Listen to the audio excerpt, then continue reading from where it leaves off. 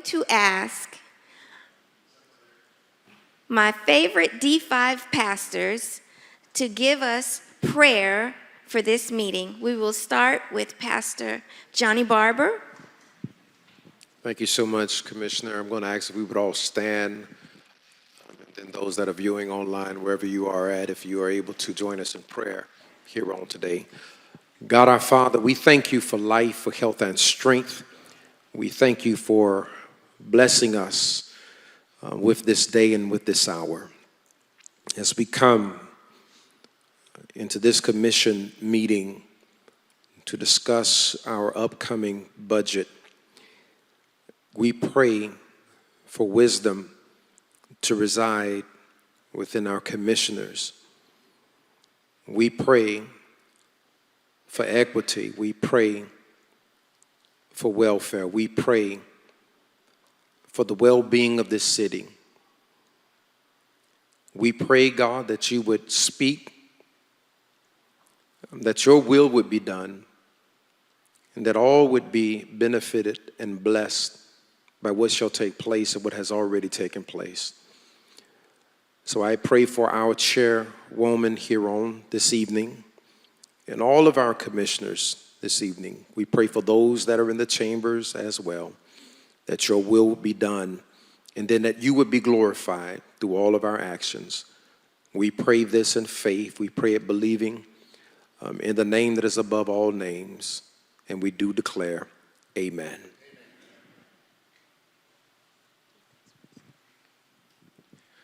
Let us pray. Lord, we're so grateful for this day and this opportunity. Even though we face each moment with a sense of intrepidation, we're still grateful for you allowing us to stand in that moment. We pray today, God, for a fresh wind of your presence to blow through this place.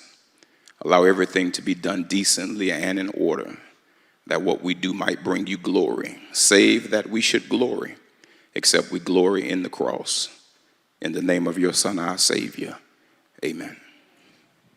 God, our Father, we pray for power, peace, protection, provision, power, prosperity for our community. Not just for one segment of our community, but for all of our community.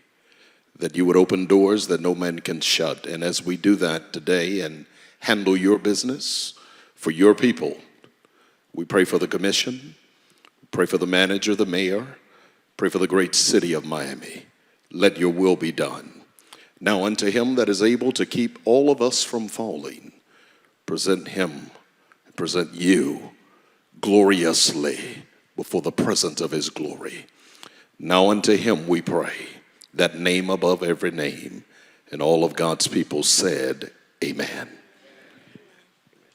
Thank you so much. And at this time, Commissioner Reyes, would you please do the Pledge of Allegiance? To the flag of the United States of America and to the republic for which it stands, one nation, under God, indivisible, with liberty and justice for all.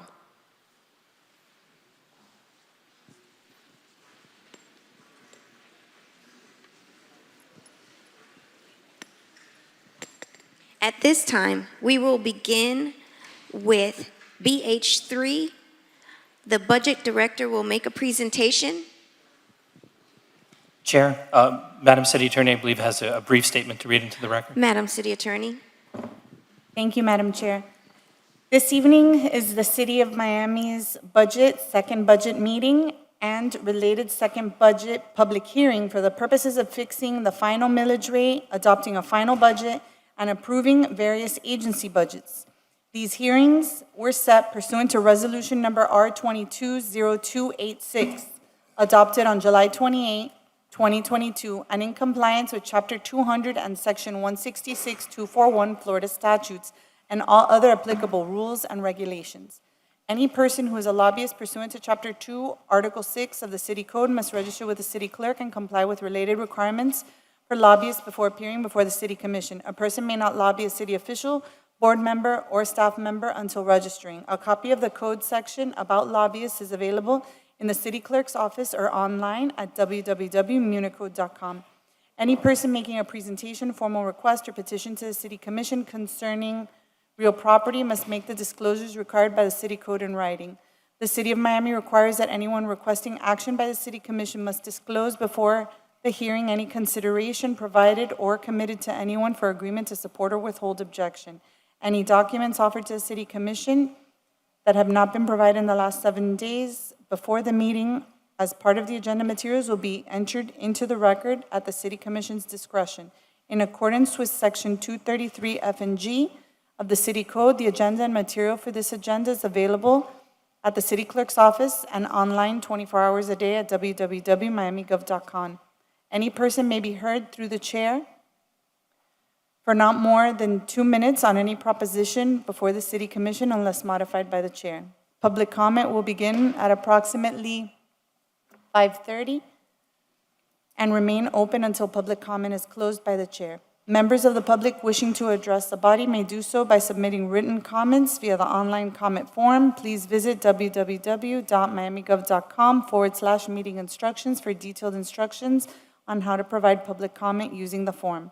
The comments submitted through the comment form have been and will be distributed to elected officials and city administration throughout the day so that the elected officials may consider the comments before taking action. Additionally, the comment form will remain open during the meeting to accept comments and distribute to the elected officials up until the chair closes public comment.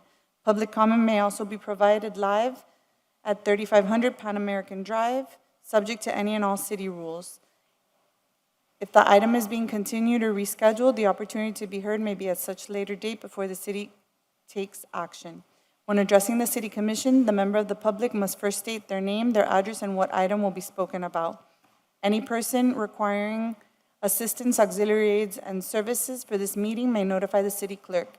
The city has provided different public comment methods to indicate, among other things, the public's support, opposition, or neutrality on the items and topics to be discussed today. The public has also been given the opportunity to provide public comment during the meeting and within reasonable proximity and time before this meeting. Commissioners have generally been briefed by city staff on the items on the agenda today. Anyone wishing a verbatim record of the item considered this meeting may request it at the Office of Communications or view it online at www.miamigov.com. Notwithstanding the foregoing, pursuant to Florida Statute Sections 200.0653 and 286.0105 and Administrative Florida Code Rule 12D-17.0052C22, no verbatim record is required for the appeal of any decision made during the public hearings required by Chapter 200. This meeting can be viewed live on Miami TV, the city's Facebook page, the city's Twitter page, the city's YouTube channel, and Comcast Channel 77. The broadcast will also have closed captioning. Thank you. Mr. City Clerk, do you have anything that you need to read into the record? No, ma'am. Okay, at this time, we will hear from the Budget Director. Good evening, Madam Chair, Commissioners. Today it's a very brief presentation just to make sure that the millage and the total budget is read into the record. We'll start with the millage and property taxes. If you look at, in comparison to this fiscal year and the upcoming fiscal year that we're going into, our fiscal year starts in October and it ends in September. So October 1st, 2022 will be our fiscal year for fiscal year 22-23. The millage for the current year that we're in is 7.9900 mills. The general operating is 7.6665, debt 0.3235, which makes the total 7.99. Fiscal year 22-23, total proposed millage rate, 7.8774, which is the general operating millage is being reduced by 0.1126, which makes it 7.5539, and the general obligation debt is 0.3235. If you have a house that, for this fiscal year, that was average homestead of $275,381, you would have paid $2,200. For the upcoming fiscal year, it will be $2,169, $500,000 home. Current year, $3,995. Upcoming fiscal year, $3,939. In $1 million home, $7,990. In the upcoming fiscal year, it would be $7,877. Operating millage and rollback. The operating millage, as I stated before, is 7.5539 mils. The rollback rate is 6.8725 mils. The operating millage of 7.5539 is 9.91% higher than the state-defined rollback rate of 6.8725 mils. If you want to know, wondering what a rollback rate is, the rollback rate is the millage rate which will provide the same property tax revenues as we are collecting in this fiscal year, with some allowances, like new constructions, additions to structures, deletions, and property added due to geographic boundary changes. The property taxes that the city receives. In every dollar that you pay in taxes, 37 cents goes to the city of Miami. Out of the 37 cents, 35 cents goes to from the operating millage, and 2 cents go from the debt millage. And the rest goes from Miami-Dade Public School, 34 cents, Miami-Dade County, 24 cents, and other authorities, 5 cents. We do 2 budgets every year. For the upcoming fiscal year, for 22-23, the proposed millage, the tentative millage, is $1,512,019. And then the proposed capital budget is $981.5 million, with $48.3 million of new appropriated. The Office of Management of Budget put 4 documents out on an annual basis: the budgeting brief, the operating budget, the revenue manual, which will be updated soon into the website, and also the capital budget. If you need to know where they are, www.miamigov.com/budget. Thank you. Do you have any questions? Also, the presentation was left for the commission and the dais, and there's a change memo that was emailed today, and it was also left on the dais for the commissioners. Thank you. At this time, we will hear from the Executive Director of the DDA. Good evening. Good evening. Good evening, Commissioners. My name is Christina Crespi, and I'm the Executive Director of the Miami Downtown Development Authority. We provided our proposed budget book at the last budget hearing, but have to read this into the record. The Downtown Development Authority of the City of Miami proposed millage is 0.4681 mils, which is the same as the current rate, and the rollback rate is 0.4246 mils, which represents a 10.24% increase in the budget. We're going to be submitting the affidavit that was put into the newspaper in the public record. Thank you. Thank you. At this time, we will open the meeting up for public comments. Those who would like to speak, please step forward. We'll have public comments at this time.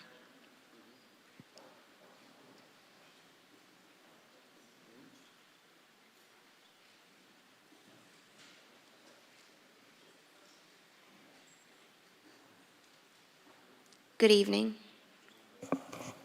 Hi, I am Michael Swerdlow. My address is 2490 Florida Avenue, City of Miami. I am a local real estate developer. The reason I'm commenting tonight is because you are discussing the budget upon which the RFP at Alapata will have a significant present and gigantic future effect. I believe that RFP was modified via a pocket item, which I think was inappropriate, so close to the RFP. I believe that unless you reconsider that item, it might cost the city $100 million or more. I know how it will affect my proposal, and I can demonstrate why it's going to cost the city that money. But I think, and I know this is not the forum for reconsideration of anything, but you've got to take another look at modifying that and making it less attractive to a whole lot of people. Thank you. Thank you. Good evening. Good evening, Madam Chair, members of the Commission. My name is Nicholas Duran, and I'm here representing Transit Alliance Miami. Our office address is 2103 Coral Way. And we're here to request today that you increase funding to support the Office of Resilience and its mission. This board has recognized the critical threat that the climate crisis poses to the security of our roads, our homes, and most importantly, our residents. Of course, the values of the city are not found in press conferences or even necessarily the laws that we pass. Instead, our true values and priorities are reflected in the budget and the issues we choose to invest in. With millions of dollars in federal funding coming down the pipeline, an increase in the Office of Resilience's budget can give the staff the wherewithal to apply for grant funding and secure additional money for necessary infrastructure projects. As others here will likely tell you today, every dollar invested in community resilience can generate a 6-to-1 return on investment. So I implore you, invest in greater resilience and get a slice of that federal government cheese. Thank you. Thank you. Good evening. Hi, my name is Olivia Collins. My address is 2103 Coral Way, Miami, Florida, 33145. I'm the Senior Director of Programs for the CLEO Institute, a nonprofit, nonpartisan organization that's dedicated to climate crisis education and advocacy. I'm here to talk about the issue of resilience and climate funding that's earmarked in the budget. Our city mayor continues to be recognized as one of the most climate-friendly mayors in the United States through his involvement in different initiatives that celebrate the city of Miami's climate readiness. Indeed, the city of Miami has made great strides, and we commend those efforts, like the Miami Forever Carbon Neutral Plan, and more recently, how the city of Miami was able to change its FEMA community rating score to 6, which we know that is going to save residents thousands on flood insurance. However, every year, here we are again, we have to come to these budget hearings to fight for a more suitable amount of funding for this purpose. The lack of funding for resilience directly contradicts the scope of vulnerability that we face in the city of Miami from the climate crisis. Extreme heat, energy burden, flooding, hurricanes, saltwater intrusion, and I could go on. Therefore, the budget that's allocated for resilience and climate mitigation and adaptation does not reflect the risk that we face as a community. With the passing of the Bipartisan Infrastructure Law and the Inflation Reduction Act, many important funding opportunities can be made available to the city. But we're going to need staff to apply for those grants, manage and execute the resilience projects that these funds could make available. I really hope that in the future you consider more funding for climate and resilience and that you make it a priority, and that we put Miami's long-term survival on the front burner instead of on the back burner where it always seems to be. Thank you. Thank you. Good evening. Good evening. My name is Michelle Drucker. I wear many hats. I am an attorney with the Department of Homeland Security, and I sat on the 100% Clean Energy Task Force for Miami-Dade County Public Schools. I was vice chair alongside of Jane Gilbert, the first chief heat officer in the country. I'm also the environmental chair for the Miami-Dade County Council and the Florida PTA, representing 50,000 families right here in Miami. Our community, our students, our families committed to 100% clean energy with Miami-Dade County Public Schools, and we have a pathway to do that, and we showed we would save our school district $100 million if we committed to these goals. You should do the same and fund your resiliency office. FP&L is raising energy rates 21% over the next 4 years. I'm sure that has a huge impact on your budget. Likewise, the new federal money that is coming down will give you a 30 to 50% reduction on installing solar on your rooftops. Anybody here, raise your hand if you've ever seen a solar panel on any City of Miami roofs. There are none. You need to walk the walk, put solar panels, not the solar trees that are just demonstrator exhibits, but actual solar panels. Let's reduce emissions, let's save you money. 21% increase in your electricity costs, and a 30% rebate for installing solar for the first time ever because of this federal law. Thank you. Thank you. Good evening. Good evening, Madam Chair. My name is Michael Clarkson. I live 122 Northeast 78th Street in the heart of Little Haiti. And I'm here tonight to speak on the budget item when it's about the resiliency. We fought, 6 years ago, and we fought for the Office of Resiliency when Jane Gilbert was there, and that got eliminated. Now here we are back again talking about funding for resiliency, when it got, in my view, when it got hijacked and put with Public Works. I mean, you can just travel throughout Miami and you see that Public Works doesn't work any damn way, in my view. So why would you take an office of resiliency and put it in Public Works? It needs to be an office unto itself. It needs funding. It needs the type of funding where people can actually go out and get more grants, fight for this city. We are in an emergency right now. I don't think a lot of us realize that our city is in danger, not from foreign people, but from climate change, from the environment itself. And if we do not start knuckling it down and fighting for our youth, fighting for their future, then they will have no future here. If you go and you look at some of these maps and how they're showing that the inlines, they're going to be cluttered up. So the Office of Resiliency needs funding, and it needs proper funding, and it needs its own space, not to be, in my view, not to be cluttered up with Public Works. Thank you for your time. Thank you. Good evening. Hi, good evening. My name is Katrina Irwin. I understand that the budget this year is facing a millage rollback to provide release for the citizens of Miami. However, if the city of Miami is trying to save money and provide economic relief, why are they attempting to build a multi-million-dollar encampment project on Virginia Key? I hope that in the future you all have the funding to have a budget that prioritizes relief from the climate crisis. It's been unbearable. Just this month, we've experienced flash flood warnings, extreme heat, and our friends in Puerto Rico and the Dominican Republic are experiencing the impacts of a hurricane. With how hurricane season is looking, it looks like Miami is going to be next. As the climate emergency increases, it is essential that we continue to fund climate resilience efforts. With the passing of the bipartisan infrastructure law and the Inflation Reduction Law, the funding is there. Even the federal government agrees that more funding is needed. And the city of Miami is a great candidate for federal funding, and I recommend you all jump at this opportunity. Additional resilience staff members, though, are needed to ensure they even have the capacity to apply for these grants. Lastly, I would like to ask that the city of Miami looks for funding to fund a position that solely focuses on extreme heat. It's hot out there. Historically, in Florida, there have been more than 25 days out of the year where it is too hot outside, and we are risking the possibility of illness or death. By 2050, there will be 105 days out of the year where Miami residents will have that risk.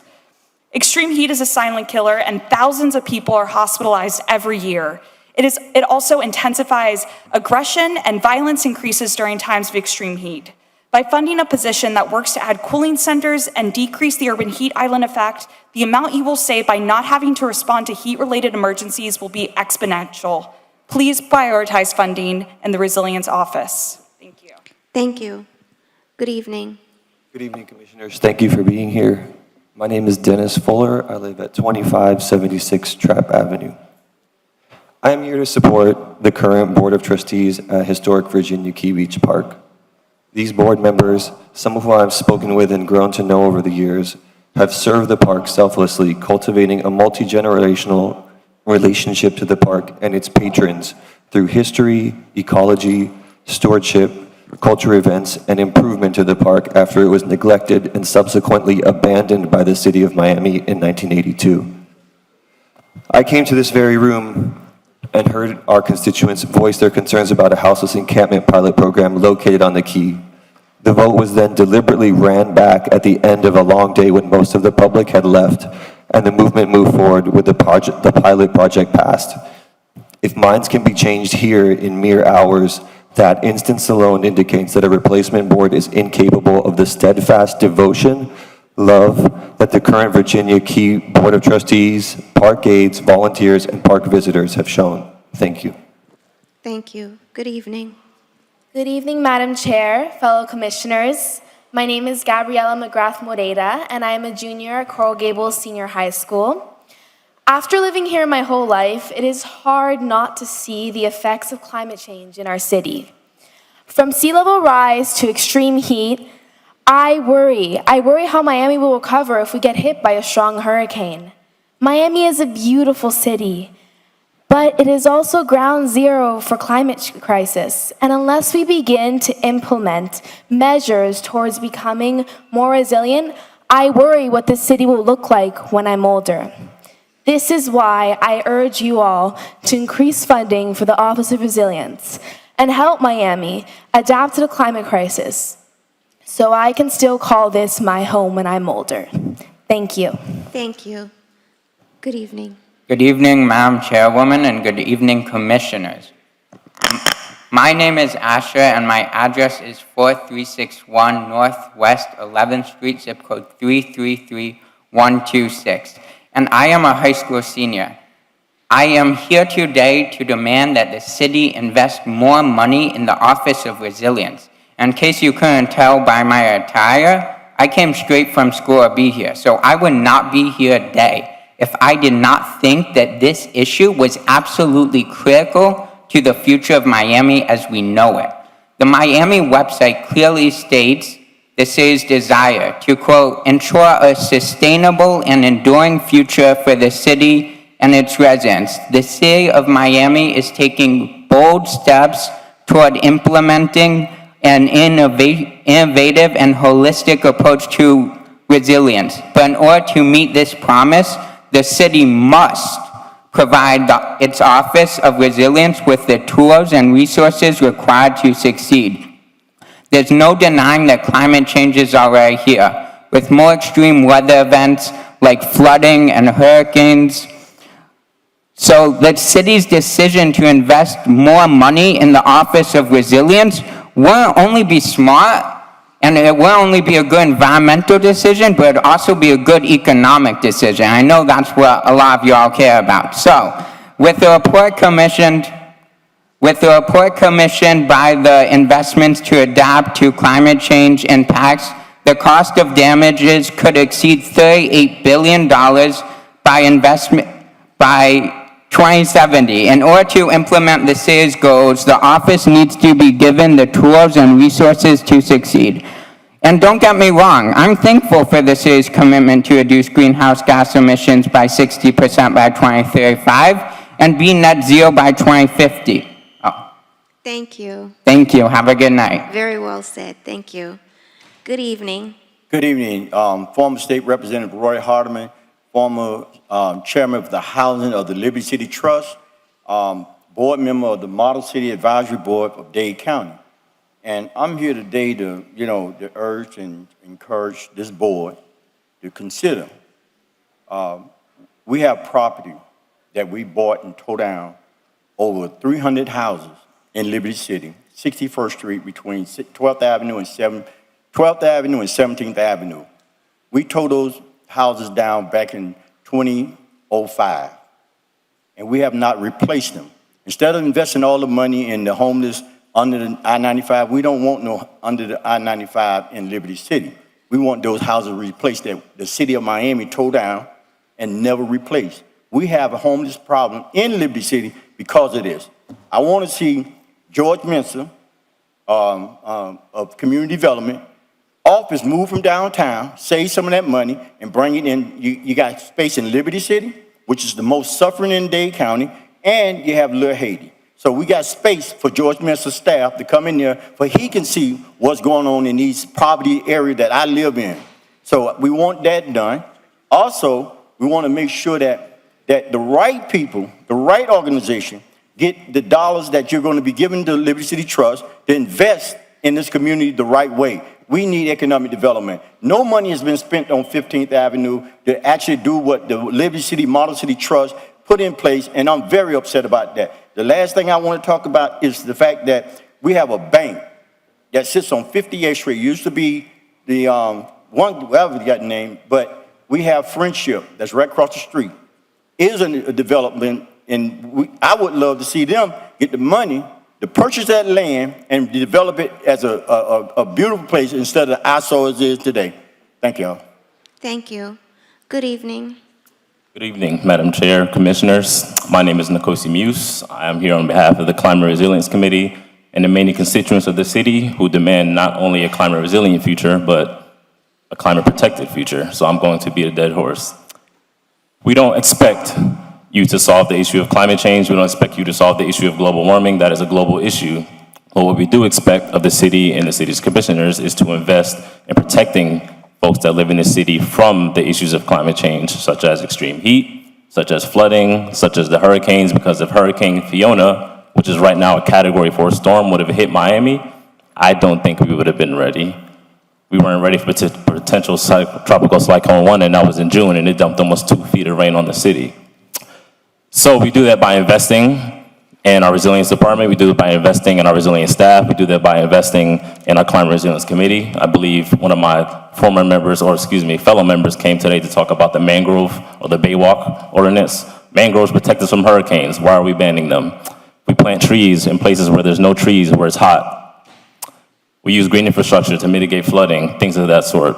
So thank you for all you've done so far for the resilience department, and we just ask that you can keep the pressure on, and we continue to fund the resilience department. Thank you. Thank you. Good evening.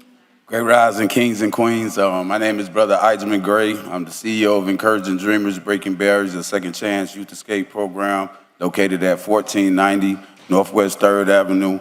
I'm just coming in and speaking on behalf of all the youth in the city of Miami that's looking to get the self-sufficiency, that's looking to get a second chance.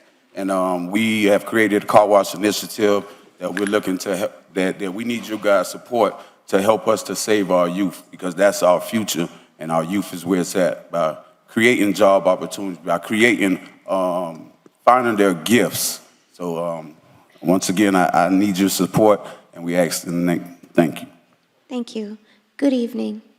Good evening, Madam Chairwoman, Commissioners. My name is Dania Toledo. Climate change is here and is present in the daily lives of Miamians. Our streets have flooded, the outdoor heat has worsened, and we are at risk of intensifying hurricanes as the climate crisis persists. The inequitable distribution of resources amongst the community continues to place some residents in a worse position to face these impacts. What's more, a report commissioned by the Southeast Florida Regional Climate Change Compact found that if the region does not make investments to adapt to the impacts of the climate crisis, the cost of damages could exceed $38 billion by 2070. So if we don't take urgent action now, we will be steps away from landing in disaster. The City of Miami's Office of Resiliency is a fantastic move in the right direction at making sure that our community is prepared to face this future. And they have accomplished some incredible feats over the past year. Among them, 2 youth representatives were added to the Climate Resiliency Committee, and the office's Miami Carbon Forever Neutral plan has committed themselves, along with the Commission, to reduce greenhouse gas emissions drastically by 2035, with the goal of going net zero by 2050. On the back of these incredible accomplishments, I request that the City of Miami do the following. First, I ask that the city continues to fund the Office of Resiliency so that they can keep our community safe in the face of the worsening climate. The office needs to have the resources to increase their staff and to provide the necessary expertise and preparation to implement their goals and apply to grants for additional funding. Second, I also request that the City of Miami properly invest in equitable climate infrastructure and clean energy so that our vulnerable communities can also reap the benefits of proper community resiliency. This will require consistent public input through every capital investment and resiliency project to ensure the voices of those immediately affected are heard. And finally, I demand that the City of Miami implement a robust tracking and accountability system so that the public can ensure that the city's commitment to drastically reducing greenhouse gases does not remain an empty promise. Thank you. Thank you. Good evening. Good evening, everybody. I hope y'all feeling well tonight, because tonight is a very important night to do the right thing. I am Broadway from Turner Corn nonprofit organization. Today is my birthday, September the 22nd. Happy I don't have birthday. to say happy birthday at the same time. Happy birthday. Thank you. My mother told me, son, I know it's your birthday and I know where you live at, but I need you to be down there to that meeting to make sure you put your 2 cents in for Virginia Key Beach. That was an historical beach. It still is an historical beach. She took me there when I was a child. She made me feel very proud, and I want to make sure my grandkids be able to have the same joy, the same love, the same atmosphere that I had. And if anybody got kids, you know how important it is to make them happy. And if I didn't say something that made you happy, be happy anyway. Do the right thing. Thank you. I'm sorry, Chair, if I get the speaker's name again? He like your name. Broadway, Pearlwood. Oh, you can check me out. I got the key to the city. Francis gave it to me. I do the right thing all the time. Good evening. Good evening. Good evening to all. My name is Lourdes Cabrera. I am here from 2576 Trapp Avenue, and I am here today to support the current Board of Trustees for historic Virginia Key Beach Park. I heard a lot about resiliency today. You want to know who's resilient? That board. That board, when everybody left Virginia Key, was there. That board, when everybody gave up and called Virginia Key a nothing place, was there. They worked tirelessly. They worked with the community. They built bonds. They created a historic preservation from generation to generation to generation. It's unfair to right now dismiss that board. It's unfair to right now erase that board because they have done so much, so much. So again, my whole thing here is to support that board, to support historic Virginia Key. So much of Miami gets torn down. So much of Miami gets swept away in the hurricane. So much is replaced. Let's keep something that's historic for all of us, for our children, our grandchildren, and our future generations. There are other places. This is also a meeting about budget. There are other homeless places that have not been fully funded. Why not fund those things that you started already instead of starting a new thing that really the citizens don't want? So again, I'm going to repeat, I am here for support of Virginia Key Board. Thank you. Thank you. Good evening. Hello, good evening. My name is Marty Richenstein, and I live in Key Biscayne at 1121 Crandon Boulevard. I was actually born and raised in Key Biscayne, and I'm standing up here today because I want to put on record that I also support the Board of Trustees at the historic Virginia Key Beach. I think it was beautifully stated just before me that Miami puts a lot of emphasis on new development and turnover instead of really putting, and highlighting the culture of this city. And I think there's a lot of history and culture right in Virginia Key Beach that we can keep around, and I really want to support that instead of any other people governing that.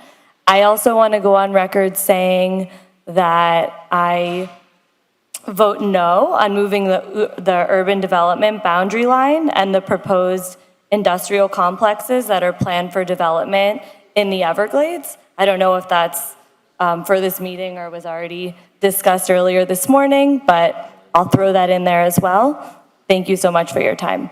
Thank you. Good evening.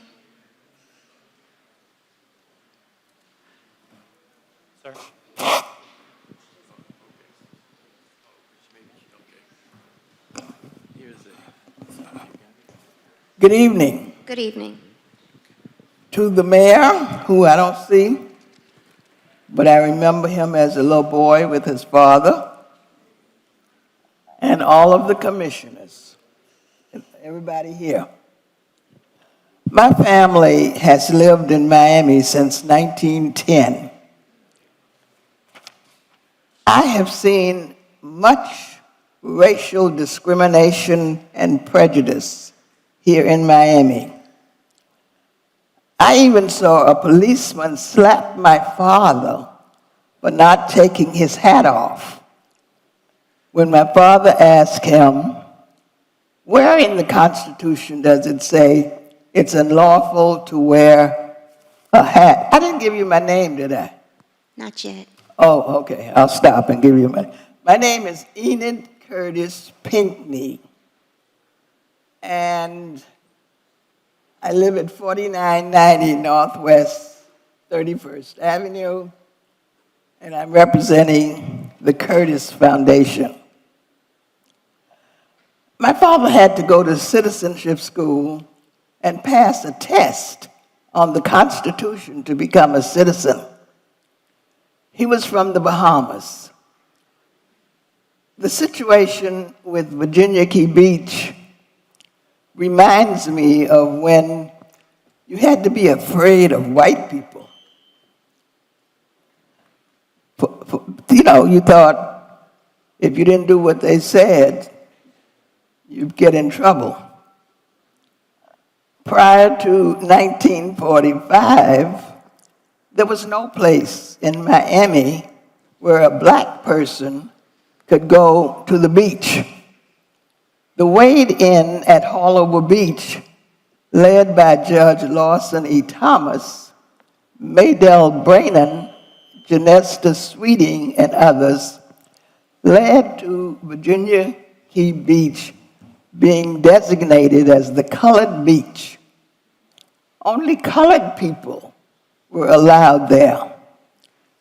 Judge Thomas at Haulover Beach had money in his pocket to take the Wade-In group out of jail, but they were not arrested. Then the beach was closed because of lack of money from the city of Miami. There was not a cry for the beach to be opened until we were told in 1999 that the city wanted to turn the beach into an eco-tourist camp, whatever that is. We also heard that developers wanted to build hotels on the beach. Some of us continue to believe that the developers are stimulating all of the problems we are experiencing now with Virginia Key Beach. Their desire to develop Overtown and make it a more attractive place without the homeless, and their desire to make money off the back of Black history, for which they have no respect. And if you are following their lead, then we're definitely in trouble. Let us know what stand you are taking.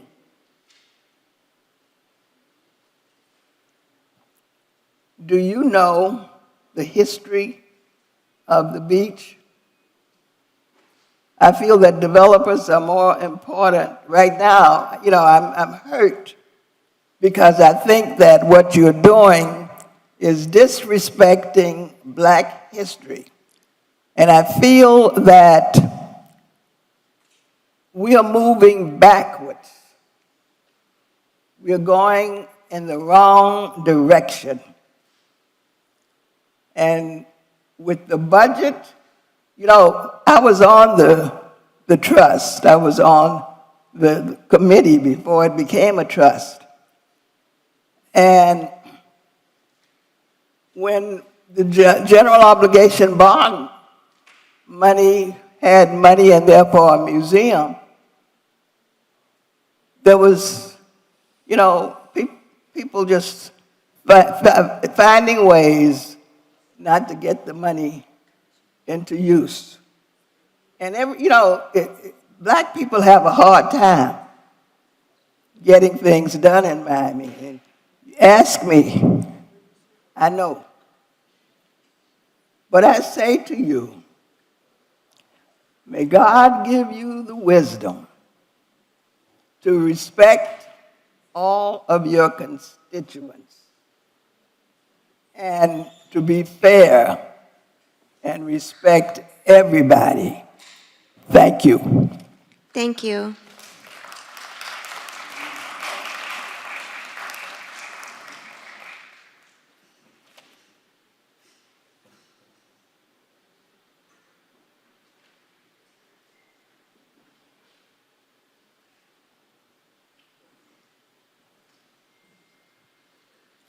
Good evening. Good evening. I'm Dr. Dorothy Jenkins Fields, 2000 Towerside Terrace. By profession, I am a public historian, certified archivist, and historic preservationist. By birth, I'm a native Miamian. My maternal grandparents immigrated from Harbor Island, Bahamas to Key West before settling in Miami's then colored town, now Overtown, in 1903, just 7 years after Flagler extended the railroad from Palm Beach to Miami. And we remain in Miami by choice.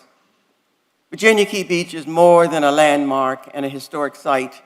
It represents the laborers, the black laborers who were Miami's primary workforce, succeeding generations, visitors, and tourists. Along with others, including Dr. Enid Pinckney, who just spoke, Jean and Wallace Tenney, and Greg Bush, I was present at that meeting when the decision was made to create the Virginia Key Beach Trust. And since that time, I have observed the dedicated staff and volunteers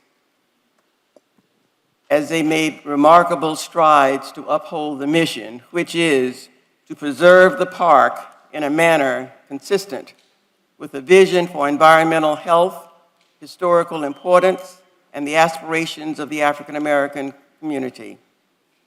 Commissioners, the time has come for each of you to stand for what is right and just. Commissioner Alex Diaz-Gilberto, Commissioner Ken Russell, Commissioner Joe Carollo, Commissioner Manolo Reyes, Commissioner Christine King. I know you all. I know your work. I know that you are good people who believe in what is right, and I encourage you to support the trust, the members of the trust as it stands, and I encourage you to work with the budget and make it so that it can be used. Thank you. Thank you.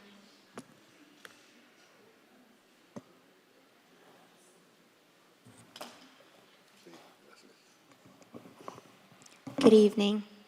Good evening, Madam Chair, members of the Commission. My name is Patrick Range II. I'm the current chairperson of the Virginia Key Beach Park Trust.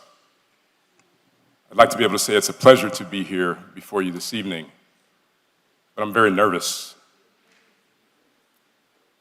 For I stand on the shoulders of the two ladies who spoke before me, Dr. Enid Pinckney, Dr. Dorothy Jenkins Fields.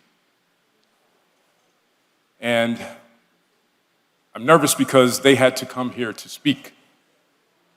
See, they both have retired and left legacy to those who are coming behind.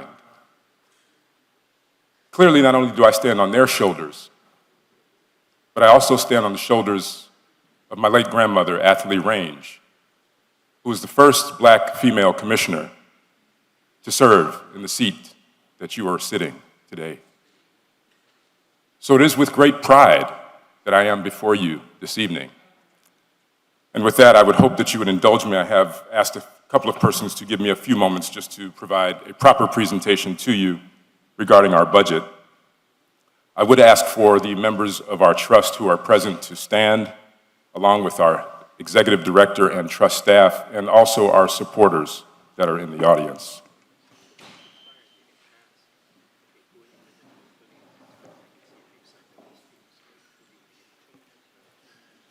Thank you. You may be seated. Mr. Range? Yes. Can you identify the persons that are going to give time so that you can speak longer? Yes, ma'am, I would. Those persons who have been willing to give their time to me, if you would stand. And Mr. Range, I'll just need their name. Yes, I do have some of them here. I'll ask the others to come up. Dennis Phillips. We're going to one at a time.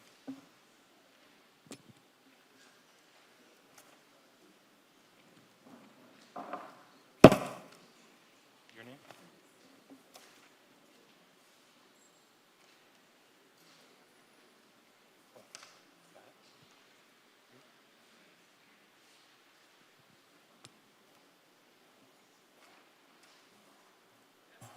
while we're getting while the clerk is taking care of some housekeeping duties there, we do have a few documents that we'd like to distribute to you, if it's okay.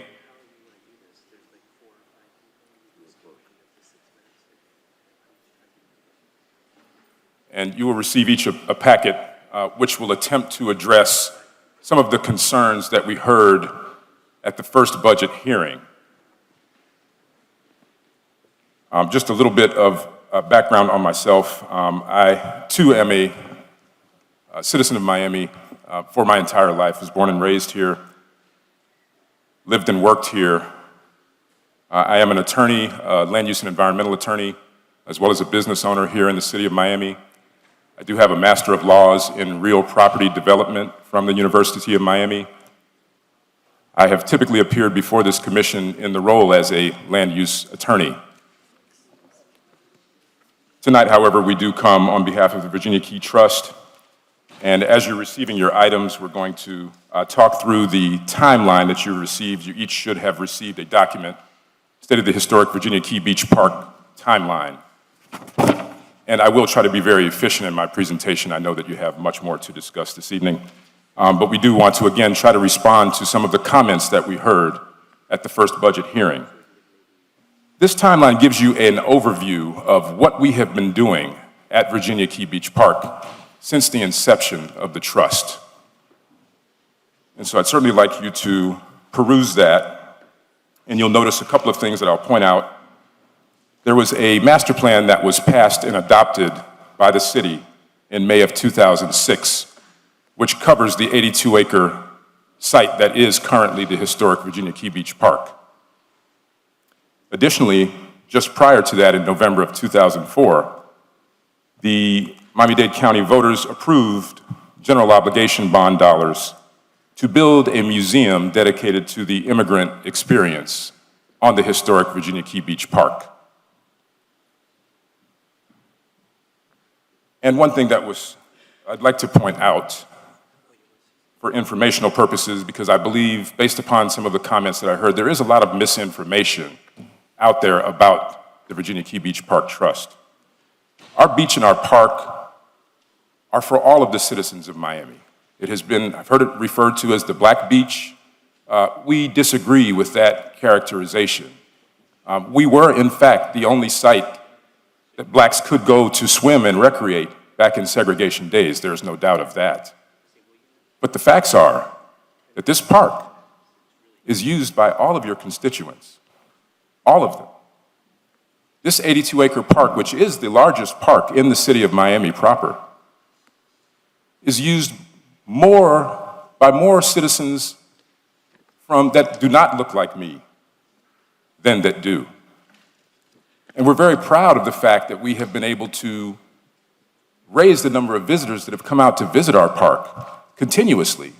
In fact, this year, we've had over 100,000 visitors to the park, the most that we've ever had. And they come from all of your districts, and they enjoy and they love our park because we keep it clean, we keep it safe, and we keep it open to all. And so we're very proud of all of that. And so we say to you that, again, this park is not the Blacks' Park or the Black Beach. Environmentalists, bikers, runners, families, students, all come out and enjoy the park. We have weddings. We have some of the most beautiful vistas in the entire city. So we have photo shoots, we have video shoots. We have all of these things, all of these persons clamoring to come and enjoy the gem that you all have established at Virginia Key Beach. In fact, we have accomplished all aspects of the master plan that were passed back in 2006, except for the construction of the museum. And so that's what we'd like to focus on with you tonight regarding our budget. Our budget request this year is for a $600,000 ask. That is up from $300,000 that we've received from the city last year and in the last several years. I'd like to call your attention to the sheet that says Trust Revenue and Expenditures. It looks like this. And I think this is very important for all of you to see. During the first budget hearing, there were some questions about this trust, this park being self-sufficient. I think this document helps to address some of those issues. If you do have this before you, you'll note the city contribution or the amount that the city has given to the trust over the years since its inception. I'd like to point out that you'll note between the years of 2009 and 2016, the trust received $0 from the city of Miami. Again, I repeat, from the years 2009 to 2016, the city of Miami provided $0 contribution to the Virginia Key Beach Park Trust.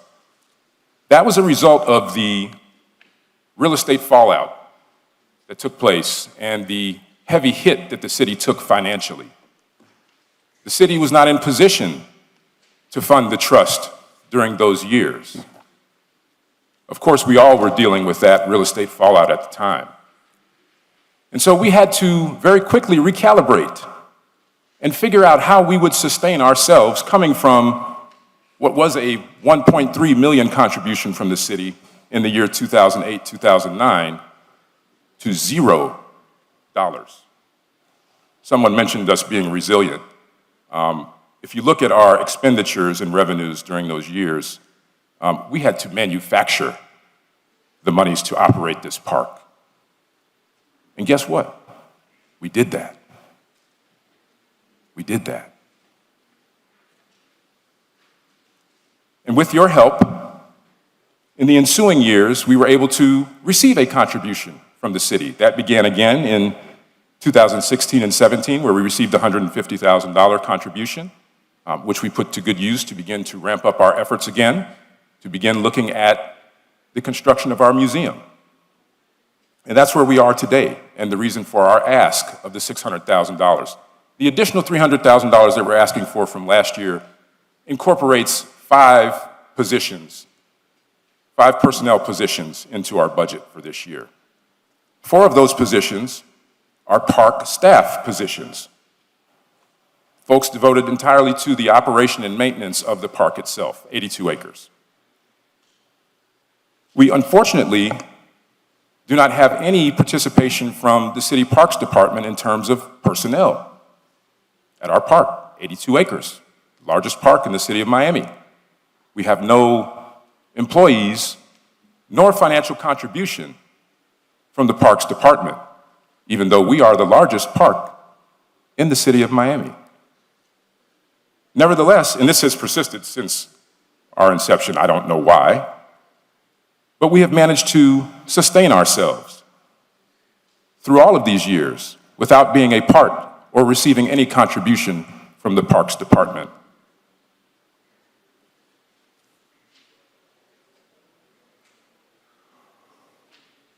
I want to speak for a moment to what was mentioned at the last budget hearing, unfortunately, and I will not speak to it at length because I've been advised that it is not ripe yet for discussion.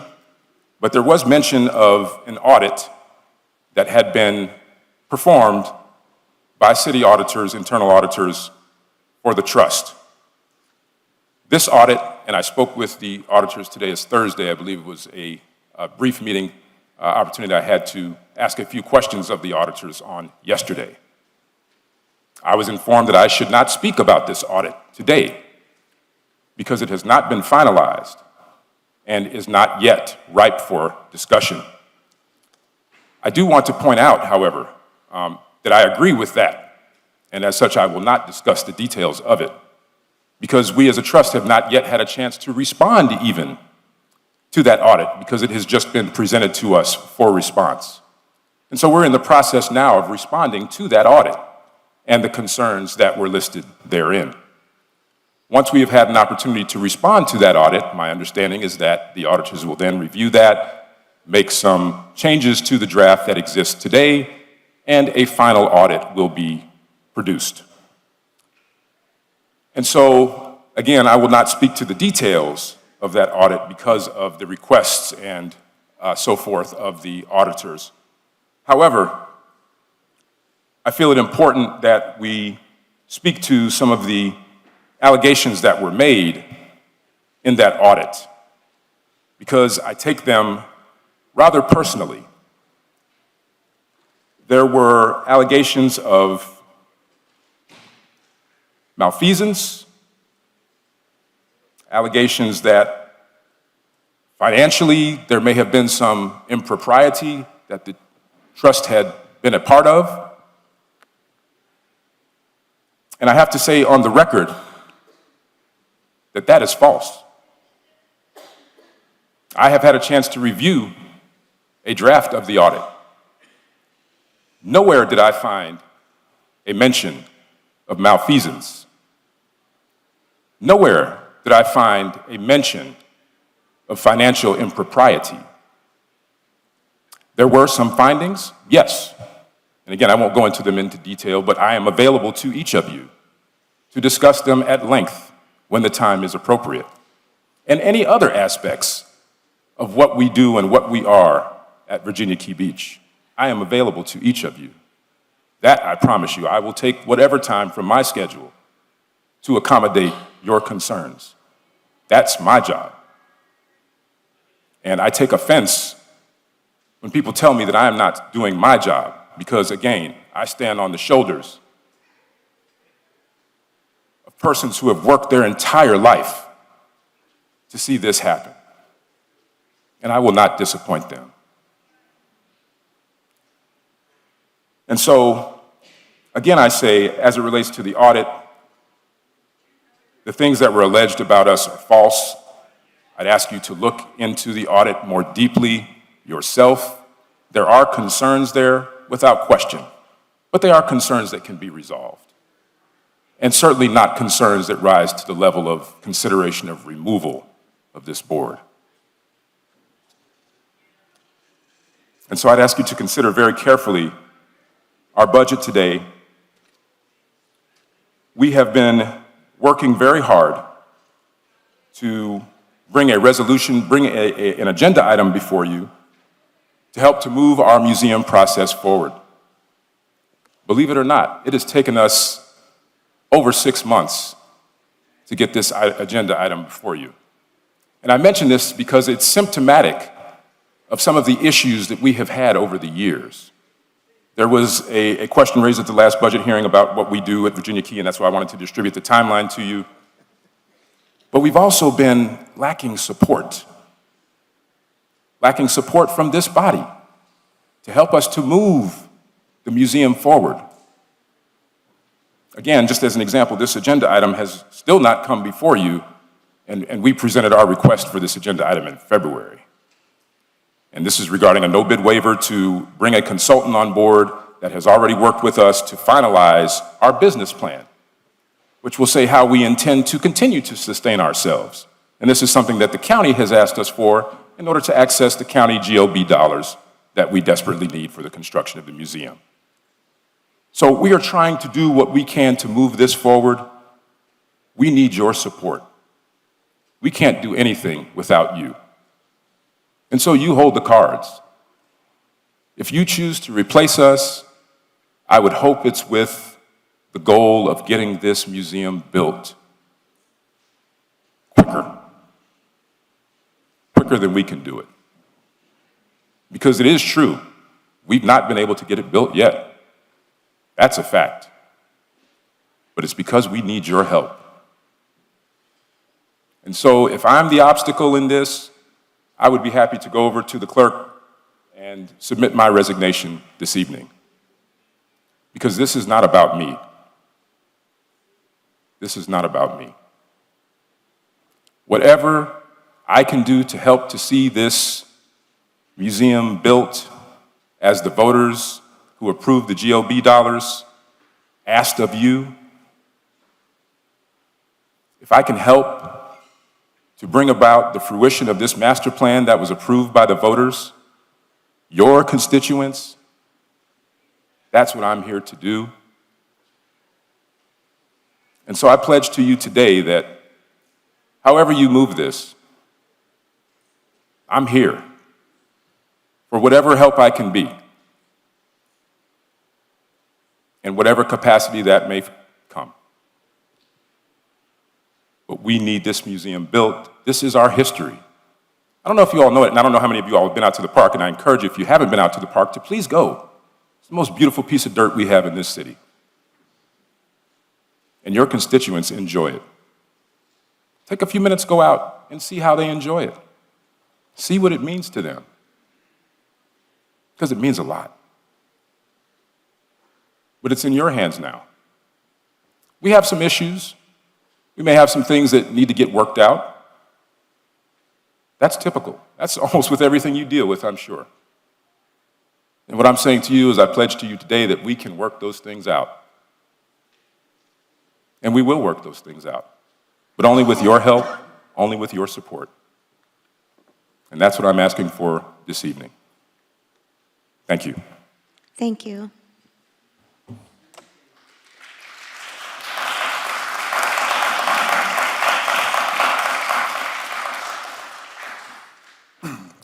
Good evening. Good evening, Honorable Chair and Commissioners. My name is Gene Tenney. I reside at 74 Northwest 51st Street in the magic city of Miami. Can you hear me all right? These things aren't always at normal height, you know. There you go. Normal height. Okay. Again, good evening to all of you. Interesting that some of us are meeting again after a couple of decades. Then Mayor Carollo, we've never been shy about our appreciation of your approval of the action of the City Commission back in 2001, or at the end of 2000, under the leadership of the late Arthur E. Teal, to create the trust, which grew out of a broad community effort that began with a task force and then became an advisory board. I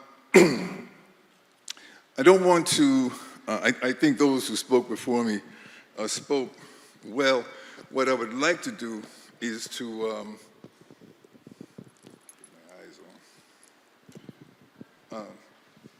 let me begin with a point of information, which is sort of a review of what the community vision has been and still is for the park.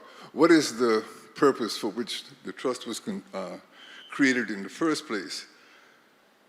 You know, I preface this with, you know, there are the cynics among us that would remind us that, you know, you can't reason people out of positions they haven't reasoned themselves into, and that, you know, there are situations where people say, well, my mind is make up, don't bother me with facts. But of course, we hope and pray that this is not a situation of that kind.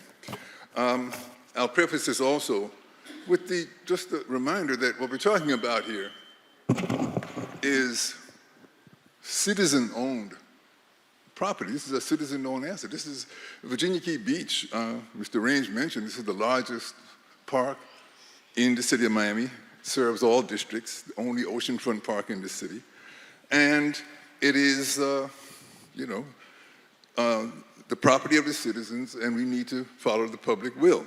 So the vision for the park came about from a very public process in 2000, somehow appropriately on the Martin Luther King holiday weekend in January of that year, when we had a public charrette. And the charrette was basically a dialogue between community members offering their ideas, their thoughts. Some people came with hardline opinions and so forth. And there was a back and forth between those conversations and design professionals that came up with this. Essentially, the task of the trust was to restore Virginia Key Beach, which had been neglected for almost 20 years at the time, to its former splendor. Mr. Tenney, Yes. your time is up. Do you have I anybody believe I to have give? minutes that have been ceded to me. Pardon? Don't I have minutes that were ceded to me? We already had a number of speakers donate their time to Mr. Range. So you're saying my time is up? Yes, sir. There's a real irony to that. The fact that I have to be here at all and not where I could be is irony in itself. All right, well, with that, I'll conclude, and only others, I have to say, you know, people risked their lives in 1945 to establish this park. Mrs. Range gave the last years of her life to this. These allegations that we are some kind of interest group that the city is giving something to, as opposed to being taxpayers who are owners of this property, that we are somehow squandering taxpayers' funds irresponsibly. We're engaged in malfeasance, padding the rolls with unnecessary workers. You think we have the right to betray the legacy, the trust that people like Mrs. Range, Mrs. Thomas, Dr. Pinckney, Dr. Fields put into this? Get real.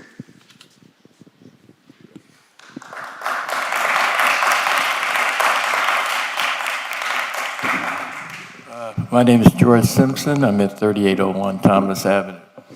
Just to briefly go into a little bit of the personal history of Virginia Key Beach. I went to high school at Christopher Columbus. I was the first black student there, and the only black student the 4 years I was there. And all of the kids, the weekends, they would go to all these beaches. They would go to Hallover, Matheson, Hammond. They would go to all of these beaches around Miami. There was only one beach I could go to, and that was Virginia Key Beach. It was a very nice beach. We had a few facilities there, but the fact of the matter is that those are the only experiences and memories I have of my childhood growing up in Miami. Now, of course, on Sundays and holidays, a lot of the black people in Miami, they went to the beach. But we don't talk about sometimes on the Friday and Saturday nights that we had bands. I had a band that would play there. And I can assure you, and other people who are in my age group, there were white kids that came to both concerts we had on Virginia Beach on Friday nights and sometimes Saturday nights. And I know that because sometimes I would have to sneak out of the house to go myself. So the point is that that beach, which we now know, we knew it was special.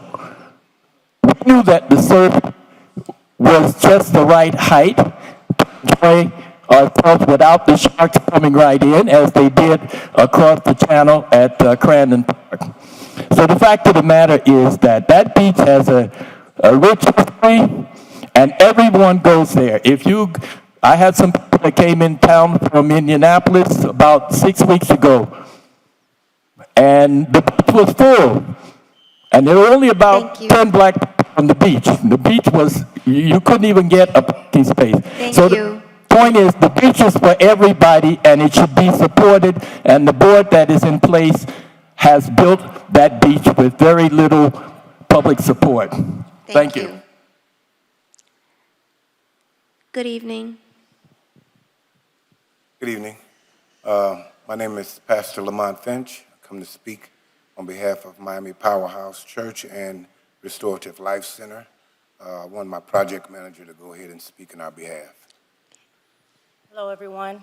Thank you for your time tonight. I just want to let you know that our church serves the Liberty City community, and we bounce around to different places, and we feed 450 people to 500 people a week. There's a food crisis.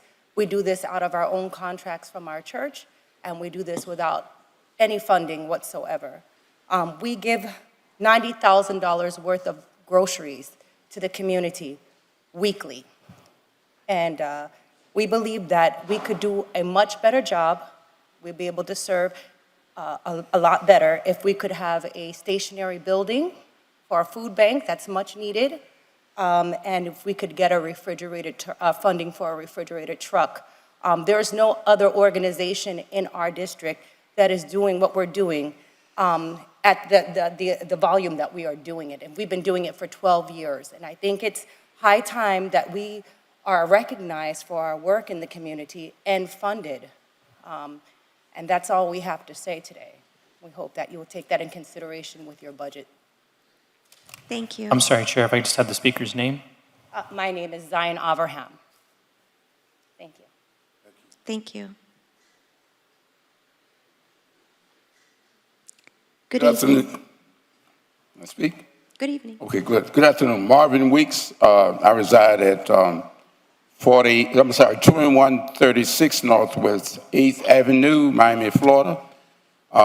And I'm Marvin Weeks, the chairman of the City of Miami Arts and Entertainment Council. And I just wanted to speak on BH12, our budget that we are hoping that you will pass today.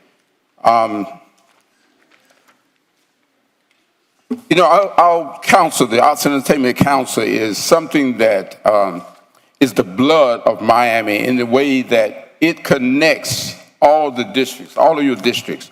The arts and entertainment in our community is very important for the livelihood and the continuation, the connectivity of all our citizens to something that gives us life. And we're hoping that you will definitely support and move forth moving funds that we need to try to connect our local residents. I came before you and early during the year and spoke about the needs that we need to move this board forward to connect. This is not our grandmother's arts council now. It's a new day in Miami, how the arts are connecting and being an economic engine in our community, and we need you to definitely consider in supporting us in greater efforts as we move forward in the future.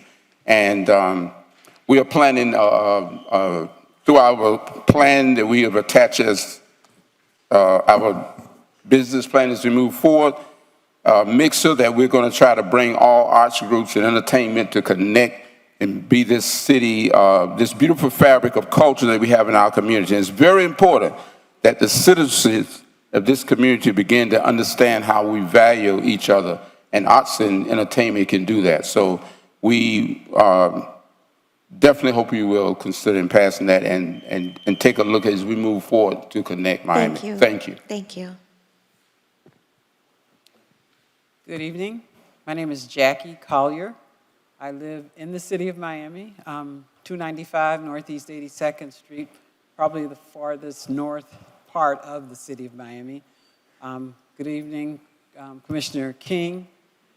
And I came to talk about the idea of placing homeless, or having a homeless encampment at Virginia Beach, and what we're doing, what you're thinking about doing to that budget, to that whole idea.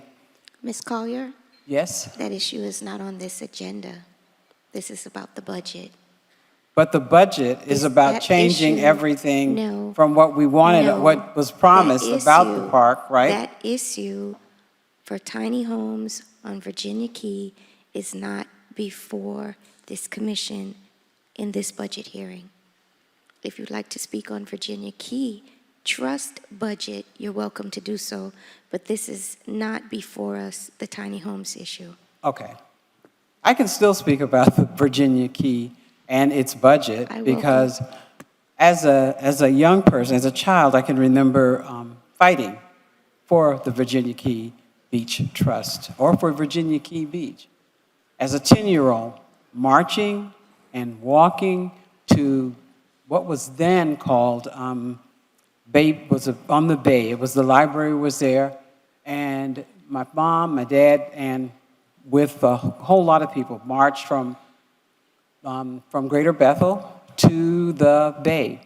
And it was all about getting that beach for Black people, but also for making sure that it was ensured to stay for this community and for the parts of it be established as historical. I mean, for us to think that there's anything else that we should do besides actually working toward a trust and establishing for the Virginia Key, I think that that's unacceptable, and I think that that's something that we all need to think about as a community. I mean, when we look at what developers have and what has been taken from us as a people, I think that the least we could look at and make sure that we continue to have is a historical site that speaks to the past of the struggle of African Americans in Miami-Dade County. Thank you.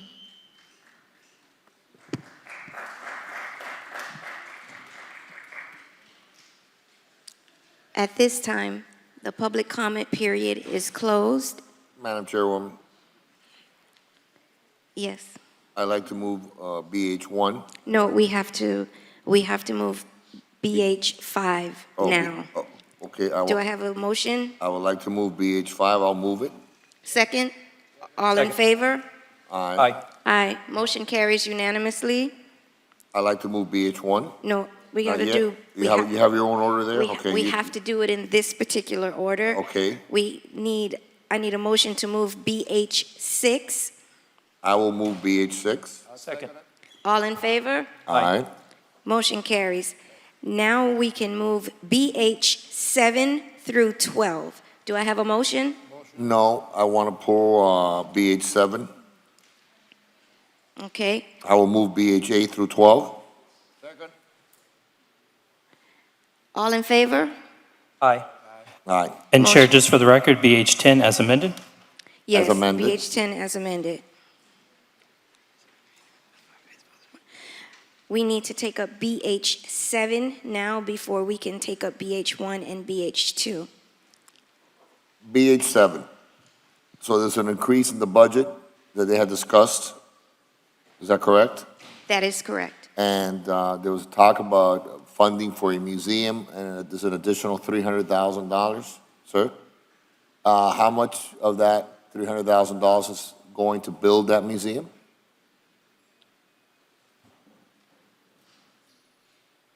Madam Chair, Commissioners, again, Patrick Range, Chair of the Virginia Key Beach Park Trust.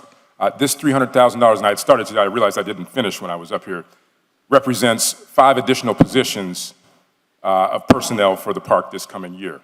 4 of them are for park positions. Again, we've seen an increase in visitors, tremendously so over the last couple of years. And again, we don't have any park staff. We did have, I believe, 1 park person from the city of Miami who was assisting us with park maintenance, and that person has been moved to the North Point location, I understand. And so we currently have no city help as far as park rangers or park attendants. So 4 of these positions are for park attendant type positions. 1 is for an educational position, which will support the museum. And that's important because the educational position, our hope, and there was a mention at the last budget hearing about students, particularly inner city students, coming to the park. Our whole intention is to create a curriculum, particularly once the museum gets built, that we would be able to approach Miami-Dade County Public Schools and ask for funding to provide this curriculum, because again, we have a fantastic historical gem as well as environmental gem. And so our plan is to have this educational person come in, develop this curriculum so that it can be presented to the Miami-Dade County Public School Board for consideration for funding to have students come out to our park on a regular basis with busing and so forth. So it would be a revenue generating source for us to have that curriculum. So for clarification, not a dime of the $300,000 is going to build a historical black museum, is that correct? That is correct, because we have received the county GOB to the tune of $15 million. All of that money has to be used for the construction of the museum. So those dollars are not able to be shipped. Correct, but that's a Miami-Dade County. I'm talking about the city of Miami. What you're asking us, what you're requesting today, not one dime, is going to build a museum. Is that correct? Not directly. It's to hire people, correct? That is correct, because we are ramping up, hoping to ramp up for the construction of the museum, which again, we need your support. I just wanted to clarify that point and make sure that I was correct. And just for further clarification, Commissioner, if you don't approve our budget, again, as you've seen in the documents presented before you, we have been able to survive. And if we have to do that, we will survive. But again, our intentions are to, and I did hear some of the concerns regarding personnel and some of the payroll amounts that we have. And those are things that we are looking at and will look to pare back. But the fact is that as you prepare for such a museum to come, you have to provide the amenities that will go with it. And so, again, our hope is to have a full curriculum, school curriculum, where we would be able to have perhaps more than one grade come out and have these students be able to experience the park. But we got to ramp up to that. You don't Correct, just but you're sort of putting the cart before the horse. You don't have a museum, yet you have, how many employees do you have now? We do have, I have that information. We have a total of, because I did hear your comments about the personnel as well.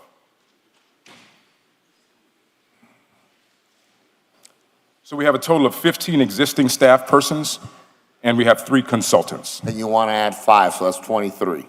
No, that's not exact. That's not entirely correct. No. Okay, what is that? What's correct? Is that correct? 18 and 5 is That's 23. including this. Okay. 23, 3 consultants and 20 employees. Yes. And no museum.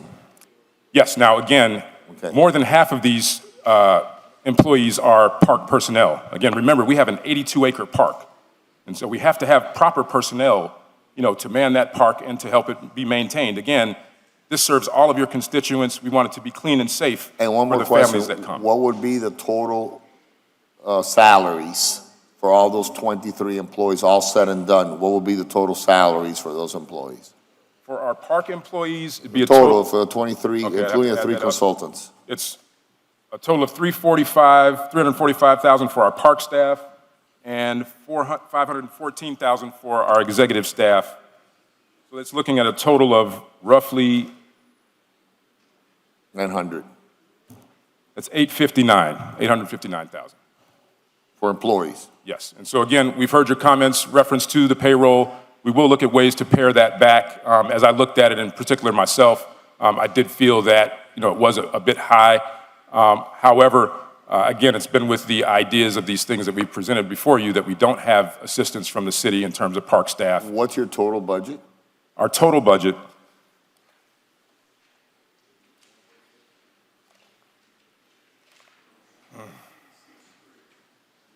$1.63. So it's 1.63 total budget and 859,000, half goes to salaries. And you find that to be the norm in your experiences? That, again, has not been our norm. The norm in general. Do you find that to be the way our organizations operate? A 1.63 budget with 859,000 in salaries for employees? Agreed, that is not the norm. I would agree with you there. Again, it is with the idea of a ramp up towards the advent of this museum, also a consideration that we are seeing more visitors than we have ever seen before at the park. And again, with the understanding that we now have no personnel from the city assisting with maintenance of our park. So that is entirely on us. And so we do have persons that are, we do have some of our positions where people do more than one job. They serve in more than one role. And so, I'd be happy to go through these things with you all, commissioners. I know this is a concern, and I understand that. And as I said, we are willing to look at it and to pare back where it needs to be pared back. And so we are willing to hear those things from you. But do you understand why it's a concern? I do, absolutely. Okay. But I just want you to understand, too, that Are we being what our goals unreasonable? Are we being unreasonable and being concerned about this, in your opinion? All I would say is if you decide to pare it back, I would simply ask for the support of each of you to help us to get to where we're trying to go. Isn't it better? That's what we've been missing out of this whole thing. Isn't it better to just get the money you have now and have that conversation and come back maybe later on and ask for additional dollars than instead of trying to ask for an increase when something that being intelligent, obviously a very articulate, very intelligent man, sure. that 859 in salaries and 1.63 in a budget is excessive in salaries. And it's just common sense. You don't need to be an accountant, and you don't need to be looking at actual numbers to really know what's going on here. So it may not be a bad thing, it may be nothing improper at the end of the day, but you understand our concern, right? You understand us as guardians of the public dollars, that we have a concern. At least I do. I don't know about the other commissioners, but I do. Be sure I'm concerned. Mm-hmm. So for you to come to ask for an increase when this concern exists is a little bit brazen, I think. Right? Well, I would say... Why not take a step back and say, hey, let's look at it. Respond to the audit that's in a draft phase right now, and come back and let's have the conversation, and fair is fair. But it's a little bit bold and brazen, I think, to come up here and applaud and make these speeches and then have such a large ratio of your total budget be salaries. And I think that, as a guardian of the public trust, that concerns me. Sure. That's all. I think there are resolutions to that, Commissioner, and I would love the opportunity to talk with each of you. As I stated during my presentation, one thing that I think would alleviate half of our payroll would be if we have support from the Parks Department as the largest park in the city of Miami. That's fair. You have a parks budget. And so, again, 100%, I hear you. That's a fair conversation. What's not fair is for you to ask us for more dollars. Fair. And it's not fair to have been accused of financial impropriety. If I may. That's different. For my colleagues, if I may, I am in complete support of the budget request for this entity. We made some moves last commission meeting. I was appointed as chair. It's coming back for second reading. I've had several conversations with Mr. Range. Together, I believe we have a path forward. I would like to say that it is a shame on the city of Miami and Miami-Dade County as a whole that we do not have a museum that's representative of our African culture. I just visited San Francisco, where there is a museum on almost every corner downtown. I have made a commitment to Mr. Range that we will work together. It is not the fault of this organization that they have not been able to move their agenda. Mr. Range has already admitted that there are some changes that should be made and will be made, and I believe my colleagues entrusted me as chair of this organization to move the agenda forward. We cannot hinder them. Madam Chairwoman.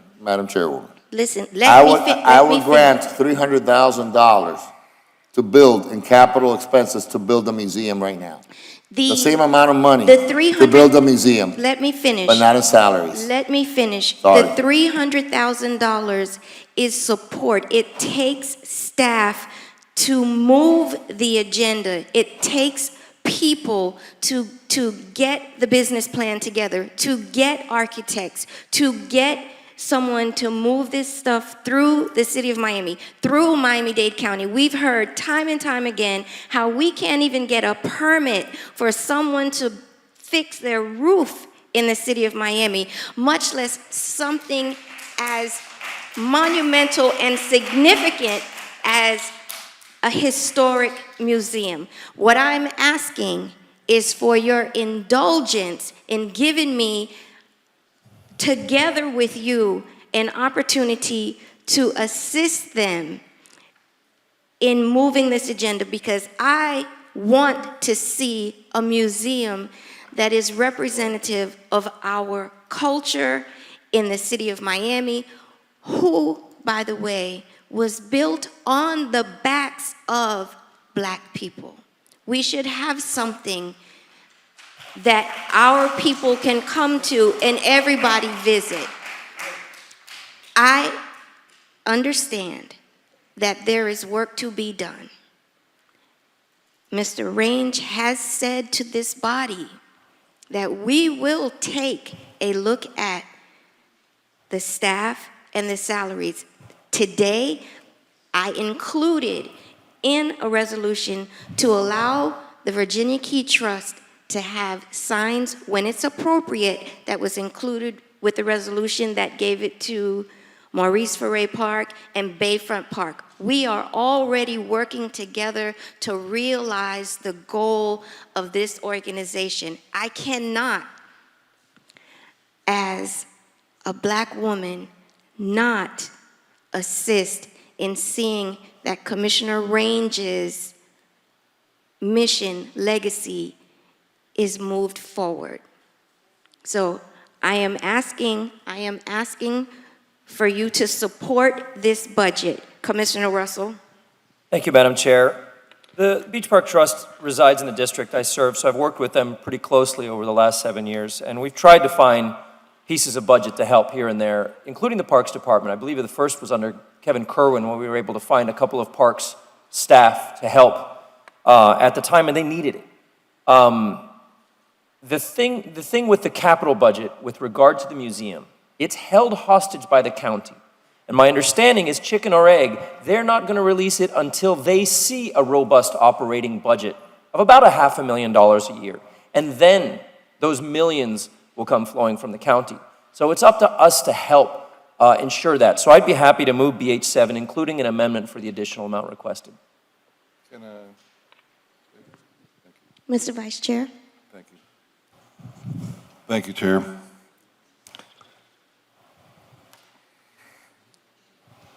Based on the information that I have received,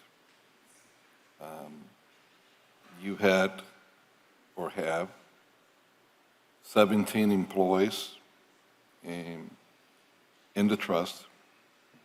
In addition to that, 3 independent contractors. So 15. Excuse me? 15 plus 3 Well, independent contractors. What I was given by the Auditor General, based on checks that were written, that there were 17 employees and 3 independent contractors.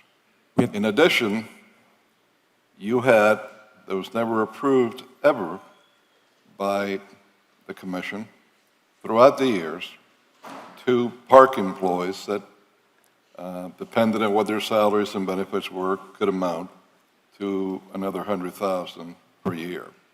So in essence, based on the information, there were 22.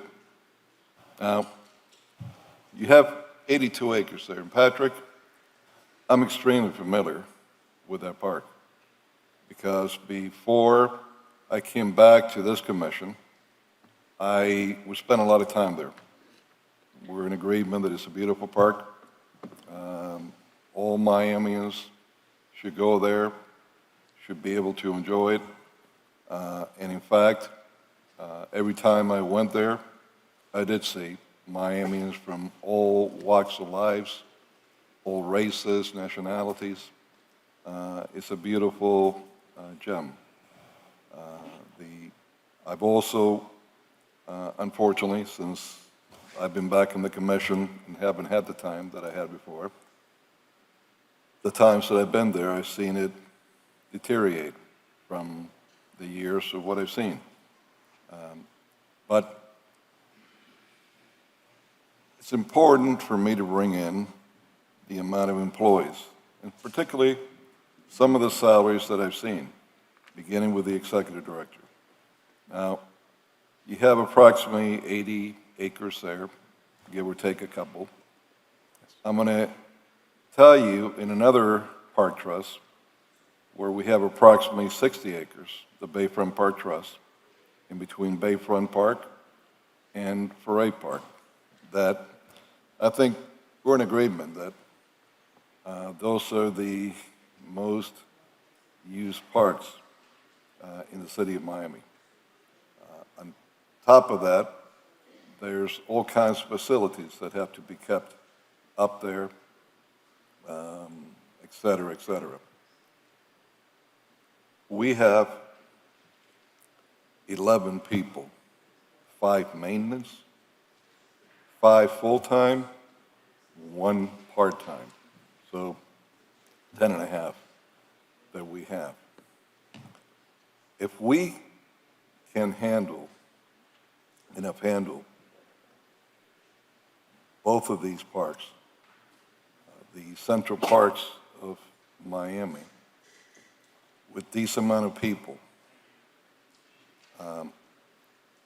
and we've been able to acquire people for the salaries that we're paying that are way below what you're paying to some of your top people, et cetera. I can't see why you need 20-plus people and you need a budget such as this. I mean, I am embarrassed to tell our staff there that you shouldn't have twice the amount of people that you have here to do the job, and that you're going to be making $40,000, $50,000 less a year to handle a heck of a lot more and more responsibility and more work, where I have an executive director who sometimes doesn't leave the place until 8:30, and then he's back on weekends. Many a nights, he's been there until after midnight. And tell him, listen, you got to do with this kind of salary. So this is what I'm basing my opinion on. At the same time, I will say this to you.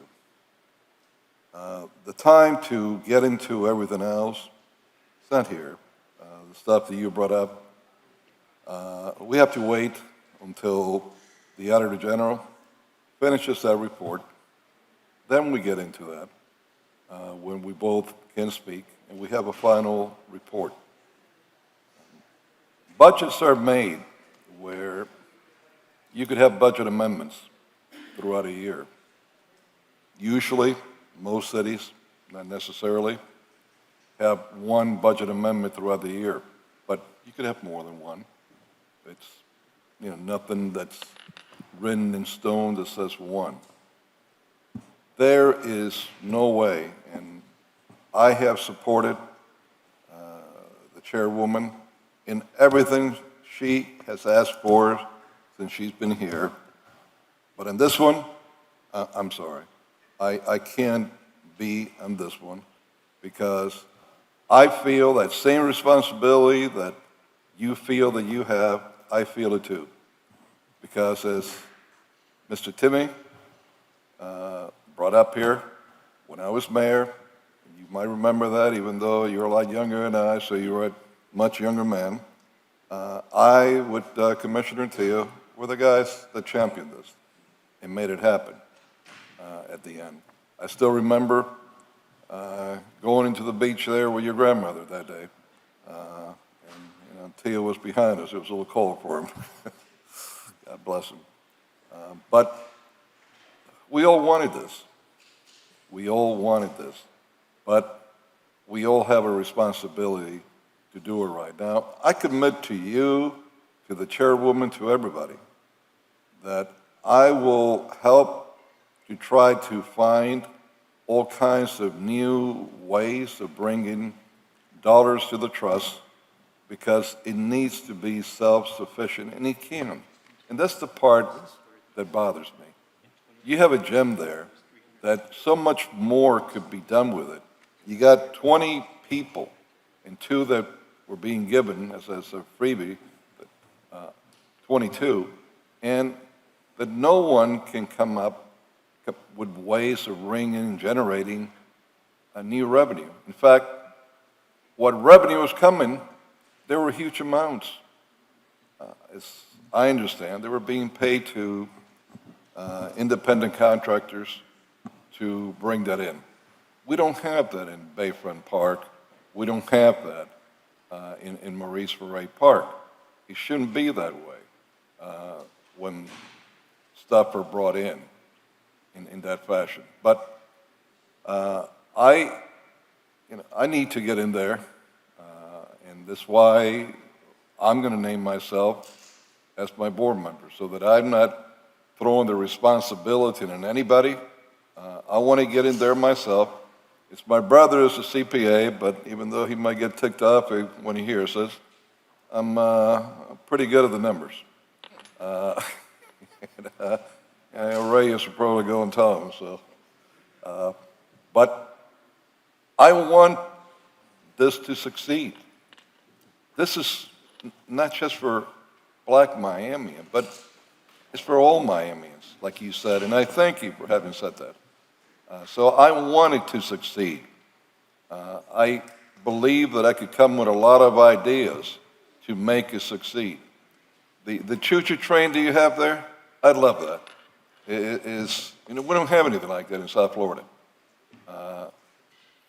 Not enough kids know about it. The carousel, do you still have it stored there, or?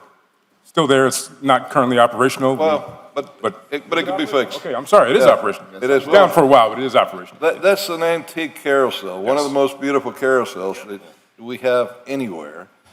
And it's covered from the elements. It's wonderful. So you got two elements right now that could attract people.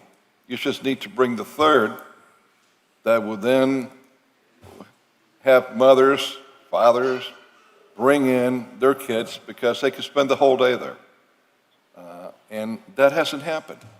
And I never understood why. I'm going to tell you this, the wheel over at Bayside, before I came back to the commission, I was the consultant that an out-of-town company hired to find where to go.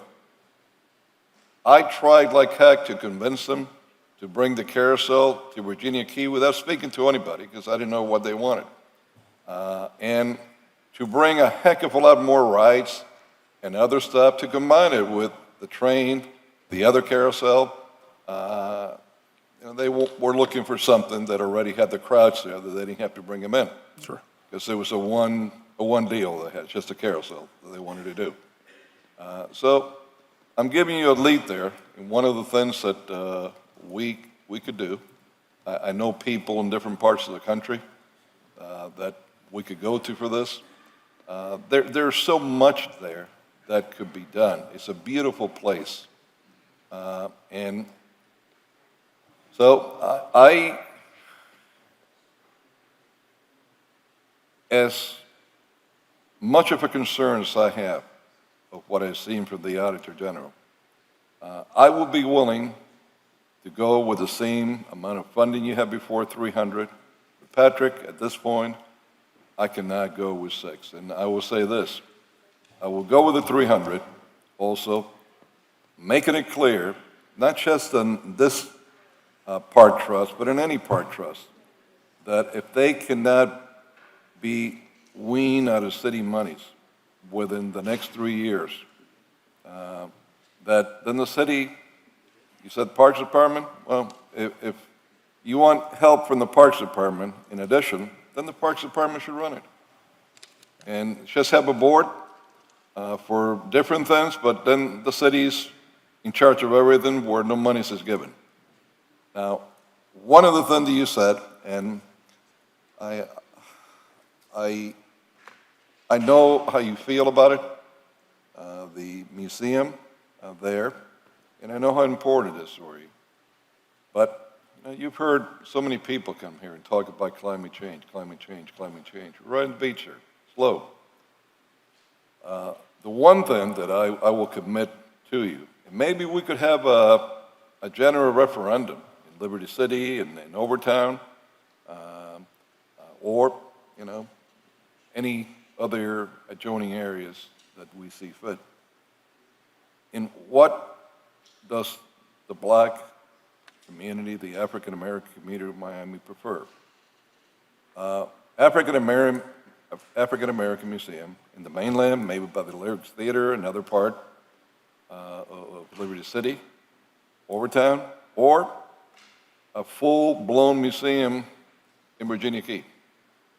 Because what the chairwoman said, she's right. We don't have an African American museum here, and we should have it. But at the same time, we want to make sure that the dollars that we spend, because it'll be one-time monies, you're not going to be able to get monies for a second museum. Certainly, maybe a small annex, but not a large one. They have to be spent in a place that you're going to have it for a long time. And that you could also bring the maximum amount of people to see it that will generate the funding so that you don't have a second problem that the gap is going to be very big on the maintenance of it and the upkeep of it and the personnel that you need to run it. Because museums are different than the parks. And I won't get into it, but I think we all know that. They, really don't generate the funding that a park can. Commissioner Reyes, I'm sorry. Commissioner Reyes? Yes, I've been listening to all of this, and when I met with members of the trust, I asked about the $300,000. I was told that those funds were to replace 6 workers that they were provided by the Parks Department. Correct me if I am wrong, and they were not provided anymore. That's not entirely correct, Commissioner, and I'm sorry, I don't know who shared that information with you. It wasn't told me that. Okay, so the additional 300,000 represents 5 positions. 5 positions that were covered before. Yes. From Parks, and you don't have to at that expense. Well, as Commissioner Carrillo alluded, we did at one point have 2 Parks personnel that were assisting at the park. Okay. No question about that. That's been a little while now, but we did at one point have 2 Parks personnel for a period of time, yes. Okay. What I'm trying to get at is that you are asking for an additional $300,000, and you claim that you need those additional positions. And sincerely, I'm going to tell you, I don't know if you do or you don't, because I haven't gone into your operation, and I made an analysis, of how you operate. I'm not an expert in parks. I never ran a park. I'm an economist. I will have to go and learn the operation and then make my decision from there. I'm willing to follow Commissioner Keene's lead, and I would repeat what she said. We voted her this year. We placed our trust in her. And that's why I nominated her for being the chair of this trust. But I have the same concerns about dollars that they are misspent, you see, or they're wasted. I do have, and if there is a person that has been always asking for efficiency within our government, it is me, the city manager can tell you. And I want to ask Ms. Keene, if the full amount, the full budget, it is granted, I want your commitment that you will go in, make the full analysis with people that are experts, take a parks department personnel, and analyze this operation the way it is, including in that analysis what should be done to bring more people, as Commissioner Carrillo said, and bring some more funds, and how can we increase the revenues into that park, that maybe by doing that, and as Commissioner Russell clearly stated, and I have heard it before, we can show the financial stability that the county is requiring to let those funds go.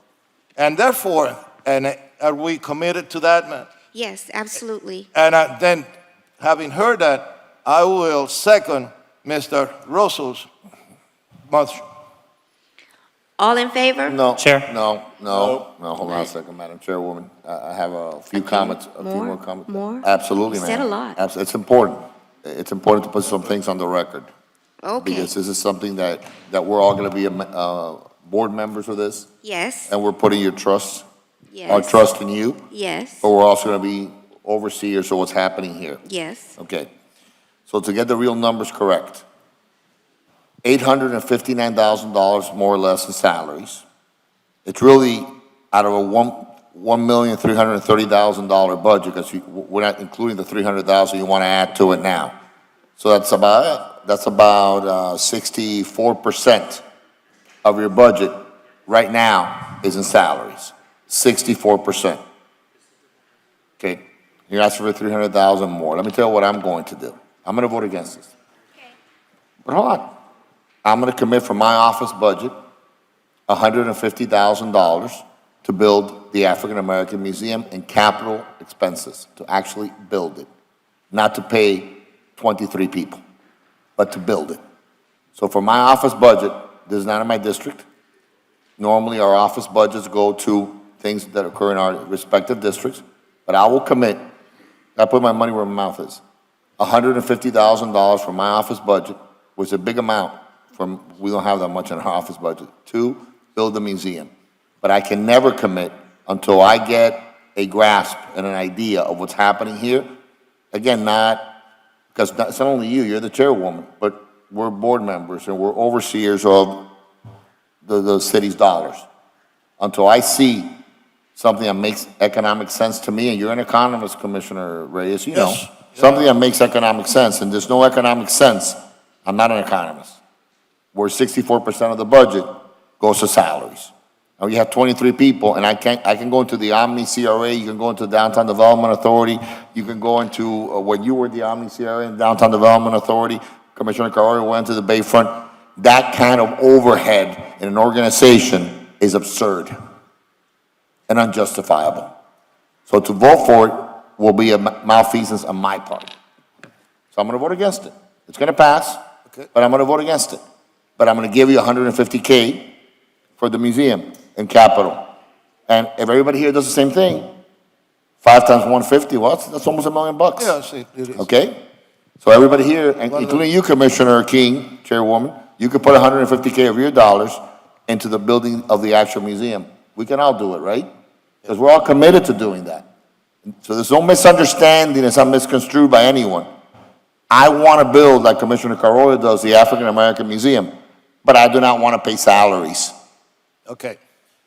Madam Chair, you know that, yes, I am an economist, and I can tell you that sometimes the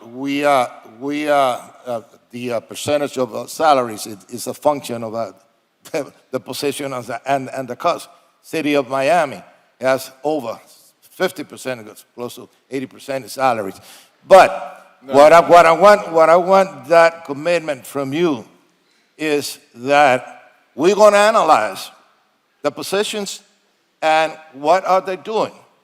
And we are going to streamline that budget, and anything that it is below, I mean, I know that if we analyze it the way it should be analyzed, and that there is going to be the requirement, personal requirement is going to be less than what they have, and therefore the amount of salaries required, that's going to be substantially less, and that difference will be taken from that budget and place it in capital for the development of the hold on. Let me of the museum. Let me recognize. Let me first say that it is our intent to analyze the staff and its budget. Myself and Mr. Range, and I welcome any of you to be there because we want to be transparent. There is nothing about this trust that does not want to be transparent. We will analyze the current staff and the budget, and we will make the hard decisions because I didn't say it. Mr. Range said that perhaps we can do better with staff and salaries. We will work together to do that. What I don't want to do is hinder them. If there is a savings, a cost, a cutting, that will be reflected. But I don't want to tie their hands because none of us have gotten into the trenches with them and understand what's happening. I too believe that they are heavy staff, but there are other opportunities such as the outdoor center that is now looking for an operator that will require staff, which is why I am in support of the budget for the $600,000, not for the budget to go for what's happening now, and it's going to continue to be like that. We are going to make changes. We are going to make real changes, and we are going to move forward to realize the vision of the trust. And I am, again, asking for your support. I understand that I don't have Commissioner Diaz de la Portilla or my vice chair, who, as he has stated, always supports me and will work with me. So at this point, I'd like to call the question. Yeah, but All in favor? I can't, because this is one that before we vote on this, we need to know where's the money coming from. As far as what I have been told, all of our monies have been assigned. I need the budget director up here, Mr. Manager, so I could find out, first of all, where's the original $300,000 going to come from? Because I thought we had given an extra $300,000 to the Liberty City group that I made the motion for. But the additional 300, that certainly would not be in the budget. So where would this money be coming from? Staff had looked at the reserve for uncollectibles for revenues. That's where that money would come from. Uncollectibles from where? From revenues. What we do is we usually do a calculation of what we think we're not going to be able to get. What it does is it backs out, it reduces the revenues that we received. So when we looked at it, we did analysis. We think we'll be okay by taking the $300,000 from there. Not think, we will be okay by taking the $300,000 based on looking at what our revenues are doing. Yeah, but okay, you're still not being clear. It's a reserve for uncollectible. Reserves uncollectible yearly or back or forward? Forward for next year. What is the amount that you are estimating? We're estimating it's about $8. That will be uncollectible. It's about $8. It's over $8 million. And out of that, that's the uncollectible. Yes. Out of that, we would reduce that amount by $300,000. And so, how do you know that it's exactly 300,000? How do you know that it's not going to be 100,000 or is it going to be 500,000? When we looked at it, we analyzed it, and I don't know exactly what we think the difference was going to be. I don't know the exact amount, but I had staff looked at it, and then we believe that we will be okay with the 300,000. Now I got a problem with you. That's not their business. Okay. And my problem is, like the guy that we had before here, Chris, whatever his name was, that every time we would ask for a number, he'd stick his hand in his pocket and come up, with a number. And this is what you're doing right now. After I was told, this is the budget, this is what we could do, this is it. Now I'm finding out we got another 300,000. Well, how much is it that we really do have left? Through the chair. Larry Spring, Chief Financial Officer. Commissioner, Vice Chair Carollo. So in the budget that we put together every year, we do certain estimates for revenue reserve. In the current budget, there is a budget for a budget reserve. It's a reserve, which is an estimate of $8,848,000. That's in the line item budget that you're provided. What we're saying, and this happens sometimes, what we're saying is, if it is the commission's will to provide this additional appropriation, we will modify this estimate down by the $300,000 and continue to monitor it into the new year. So, this is not us. What you're telling me now, this is not us. It's way different than what she said. She I understand. talked about uncollectible. That's why I clarified the explanation. Maybe I'm a teacher, and maybe I can make it a little clearer. When you make the estimates of revenues, estimates of revenues are based on taxes that you're going to collect. And there is always in that estimate, it's not always the same. I mean, it's not the what you're supposed to collect once you multiply, make all let's say that you are, according to the formula, it will be $100 million. You are not going to collect $100 million, and you make an estimate said, based on past experience, we won't collect we might want to collect about 90 million. And instead, when you are preparing the budget, you don't prepare the budget based on revenues from 100 millions. You place it based on 90 millions, and you have, because you are given that portion, you are taking it of the overall revenues. If you collect it later on, It'll be there. then that will be additional funds. But you won't over budget, including those. I have a question. If I could So add, hypothetically, Hold on, one at a time. a question. Vice Chair. Larry, the bottom line is, and you clarified where it's coming from, so I thank you for that. yes, sir. It's coming in from the reserves. Of course. In essence, What we estimate will be our reserves in this budget. Correct. Correct. So we're taking it from the reserves. Correct. Correct. So my question is this. If you have 8.3, you said, I'm sorry, It's 8 million, the number is 8,848,000. 848, Yeah. 300,000, 8548. Yeah. So you have $8.5 million. So hypothetically, in a perfect world, you could pull 2 million from that and build a museum, right? Well, Right? I would not hypothetically No, recommend no, no, that no, no. If you have 8 million and 8.5 million in reserves, you could. We can make a public policy decision to spend $2 million and build a museum, right? I prefer, So the people here understand. So the people here understand. So there's no demagoguery going on here that we're not supporting this, supporting that. The truth is the truth. You have enough reserves in our city budget right now to build that museum, correct? With the county's help? If you use some of the reserves, even though we have to protect some of the reserves. I understand we have to have reserves in the city yes, budget. yeah, exactly. I understand all that. I've done budgets before. It's not my first rodeo. So I understand all not a that. reserve. Okay, so the point, can- the point is that 300,000 here for salaries and, they're gonna vote against it, who's gonna vote for it? Everybody here wants to build a museum. There's not a single commissioner here that doesn't want to build an African-American museum. What we're arguing against is 23 employees and a bloated bureaucracy. That's what we're arguing against, and no one can support that. No one in good conscience can support a bloated bureaucracy. Yes, you're gonna fix it. Yes, we're gonna help you fix it. Yes, we trust you, but why give them more money until we fix it?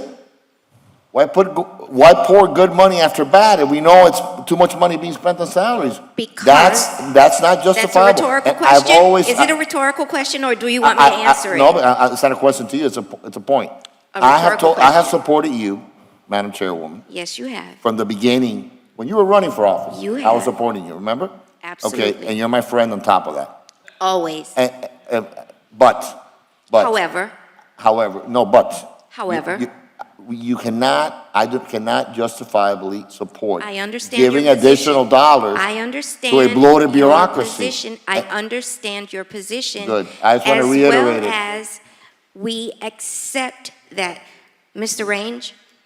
I just wanted to say, it appears from the posture of the commission this evening, that you all will be in charge of this money that you're approving tonight. That's based correct, upon too. what you're saying. That's a good point. So as the chair was saying, why hamstring yourself? If you don't use it, you don't use it, right? Right. The other thing, and I just want to get some clarity from Commissioner Carollo, if it's the will of this body to in fact wean the trust off of any city contribution, that's very possible. It is very possible, as you saw in the documents. This is my opinion, Okay, Patrick. fair. It's one person here. Fair. That I believe, not just this trust, but if we have any other park trusts that are not self-sufficient, 3 years, they're gonna be weaned out. If they can't be weaned out, then the city should run it. And create a board for anything else, but the city should run it all. To that point, I have no issue, you mentioned earlier, parks running the park. Yeah. That makes sense to me, number one. Patrick, in all sincerity,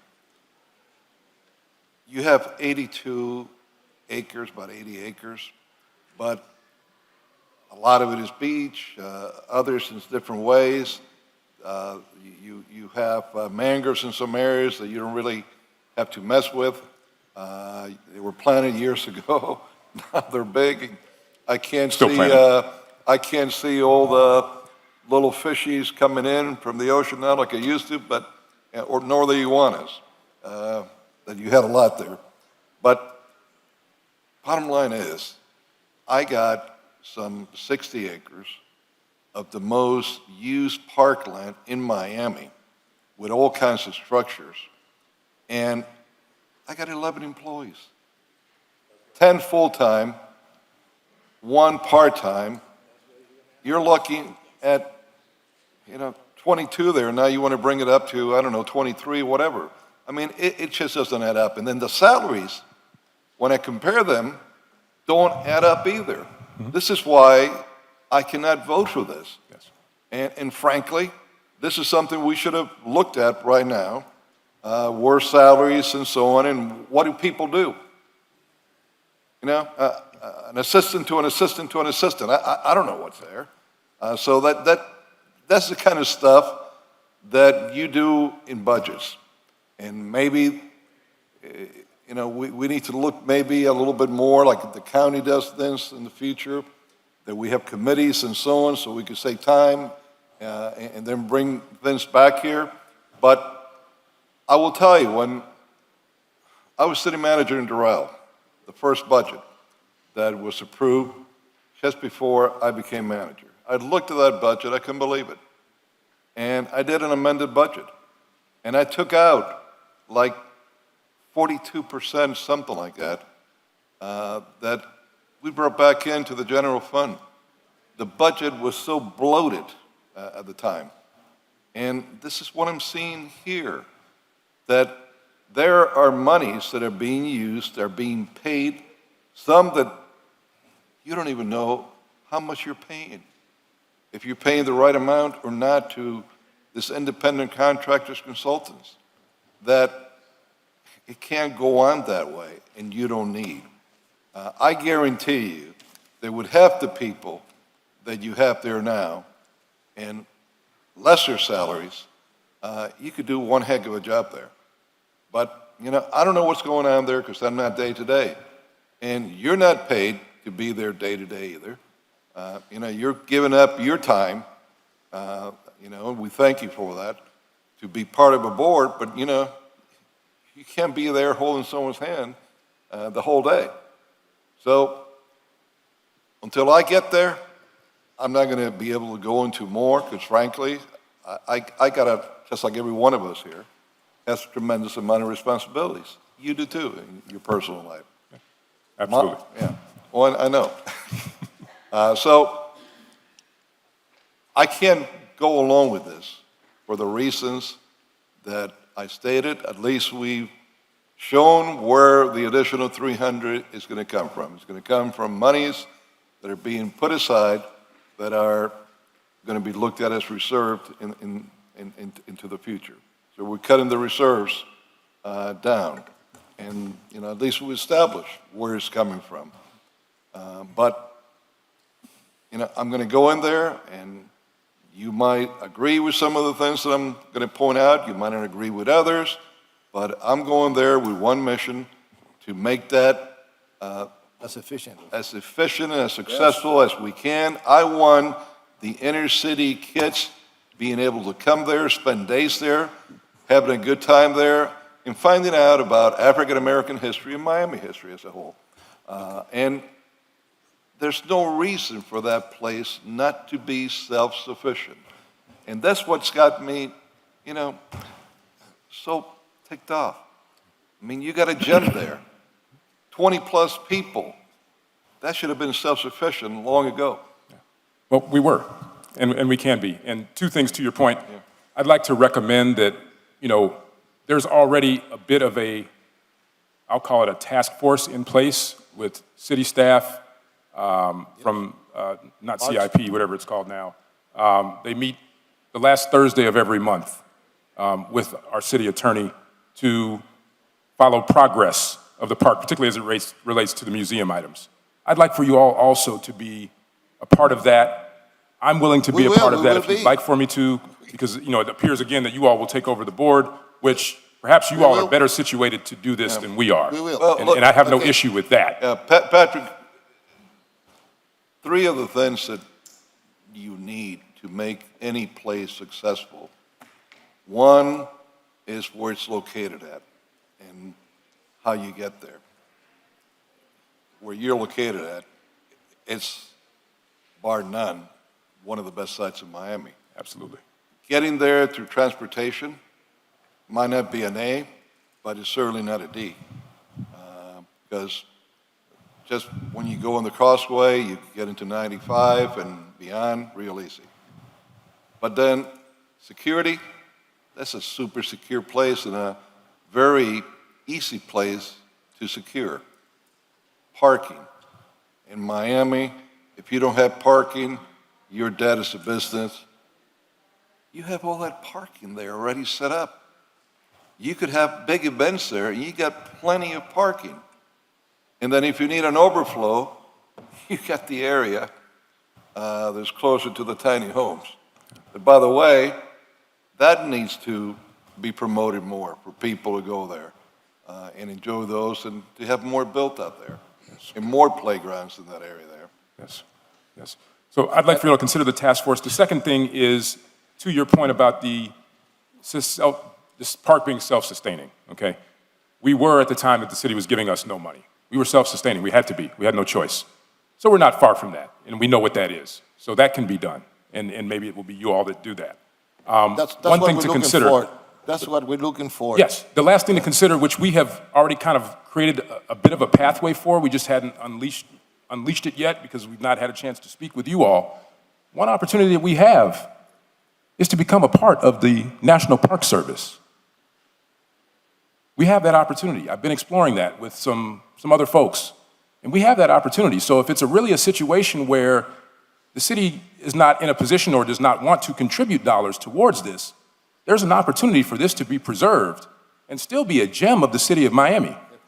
And that's very doable right now. So I just offer those things to say that we think along the lines that you do. We may not be as experienced and able to do the things that you are suggesting, but we have ideas, we have ways that we can make this work. Okay. And I'm willing to be a part however you want. That one is one that I won't be in agreement with because they'll take it out of our hands. An idea. And at the end, you're not going to like it either.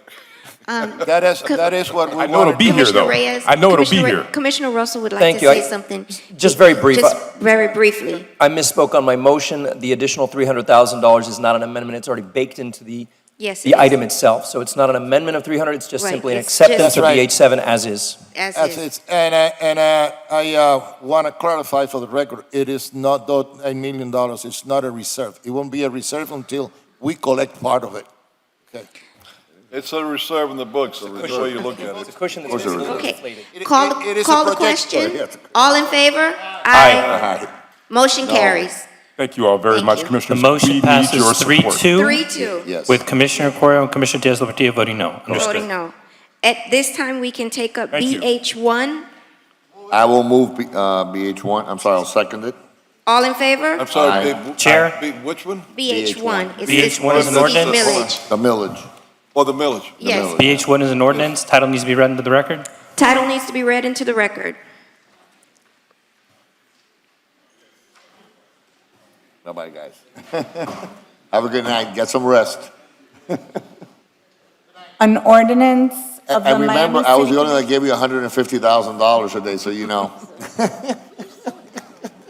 It's true. An ordinance of the Miami City Commission related to taxing, defining, and designated territorial limits for the city of Miami, levying It's true. an ad valorem tax on all real and personal property in the city of Miami at a total final rate of 7.8774 mils on the dollar of the taxable value of such property for the purposes of funding the general operating budget and payment of debt service for fiscal year beginning October 1st, 2022 and ending September 30, 2023, containing a severability clause and providing for an effective date. And I believe this has to be 4/5.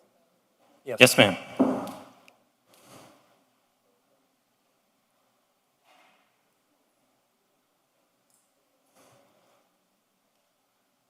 All in favor? Aye. Motion carries. Do you need to read BH2? Chair, and just so it's clear, Commissioner Reyes is on the dais and voted in favor, so it's unanimous 5-0 for He's BH1. just sitting in the wrong chair, but that's okay. BH2 needs to be read I into will the so record. moved. No, BH2 is just a resolution. It's just, I move it. Second.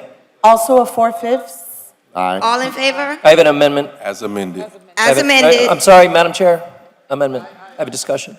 Pardon? On BH2. What? There's an error in the change memo. Okay. So there's two things. One is an events change.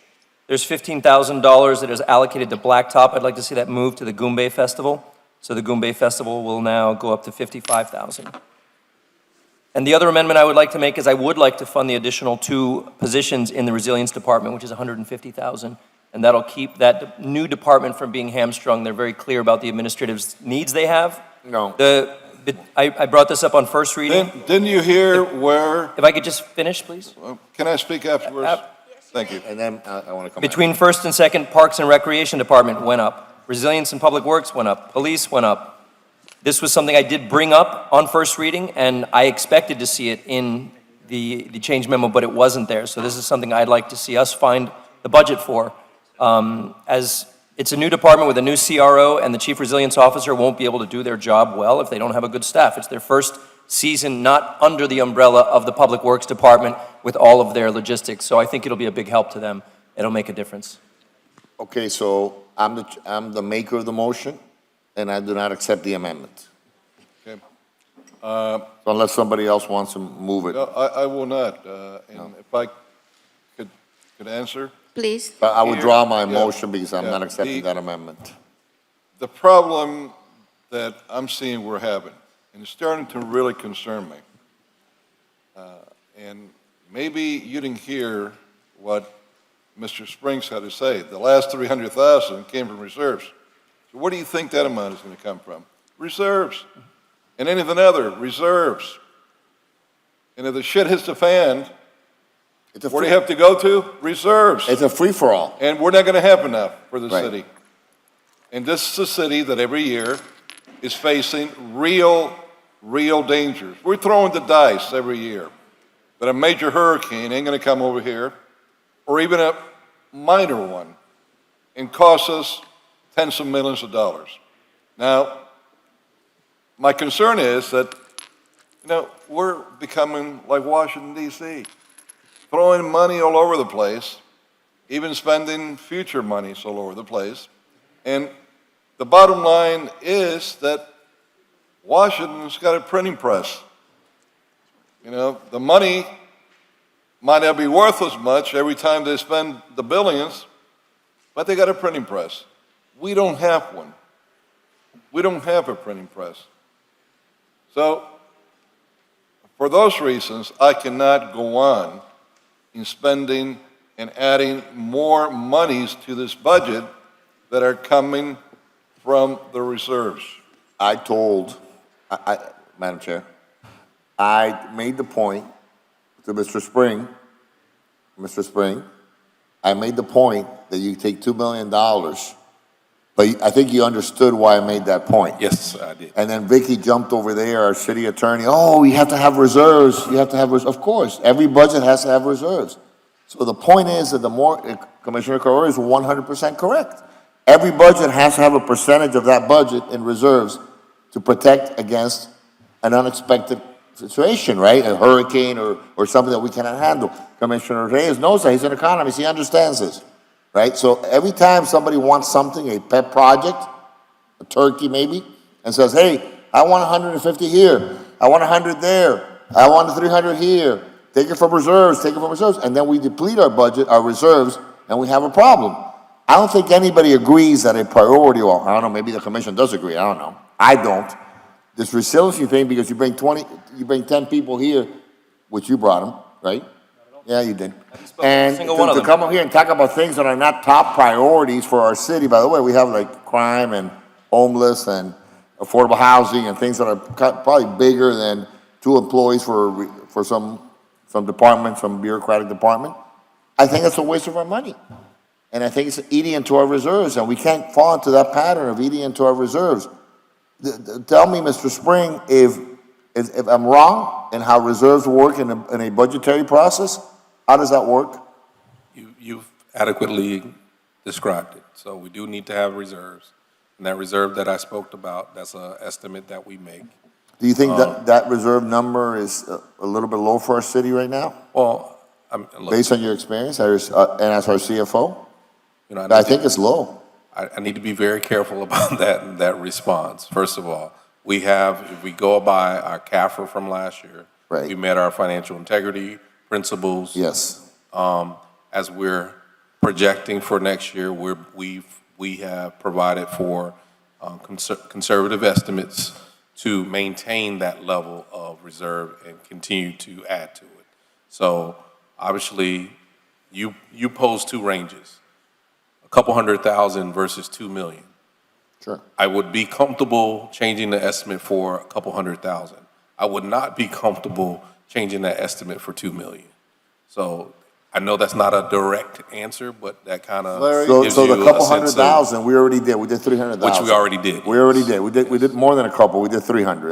That's 100,000 more than a couple. Well, if you look at the change memo, there were other changes. The additional. So were how much also have we made. done, right? Yes. Right? And then now it's another 150. Right. So how much have we done? That's an easy answer, right? You know that number. How much have we done? How much have we dipped into our reserves? Between one thing or the other? We had an additional reserve there. It was 1.9 million that we've reallocated. So we thus far. So no, we pulled $1.9 million out of our reserves. Between the original budget proposal and where we Right, are. I thought it was like 1.1, but I'm shocked that it's 1.9. So we keep on digging. More like 2.1. I thought it was 7.2 or 7.4 or something like that. I had it at 1.1, but I didn't know. It went up. Apparently, everybody's eating into it. You'll have it on your change. So, I know. But, we hold on, I was next, excuse me. Okay. I was next in line, thank you. You're welcome. Right ahead, Thank you, Vice Madam Chair. Chair. Larry, bottom line is that the reserves that we're left with for this next fiscal year is less than 1% of our budget. What I'm talking about, the reserves you're taking from next fiscal year's amount, not what we have. Oh, yes, aggregated. you're correct. Yes. So Because we have $1 billion budget. We're not quite $1 billion for the general fund. Right. Close, but not Close. quite $1 billion. Right. But yes, So you're right. That $8.5 million that we're left with in reserves, Right. approximately, that's less than 1%, well less than 1% of the budget for next fiscal year. So think about that. How many of you would feel good if all that you're putting savings into your savings account next year is going to be less than 1% of what you're making?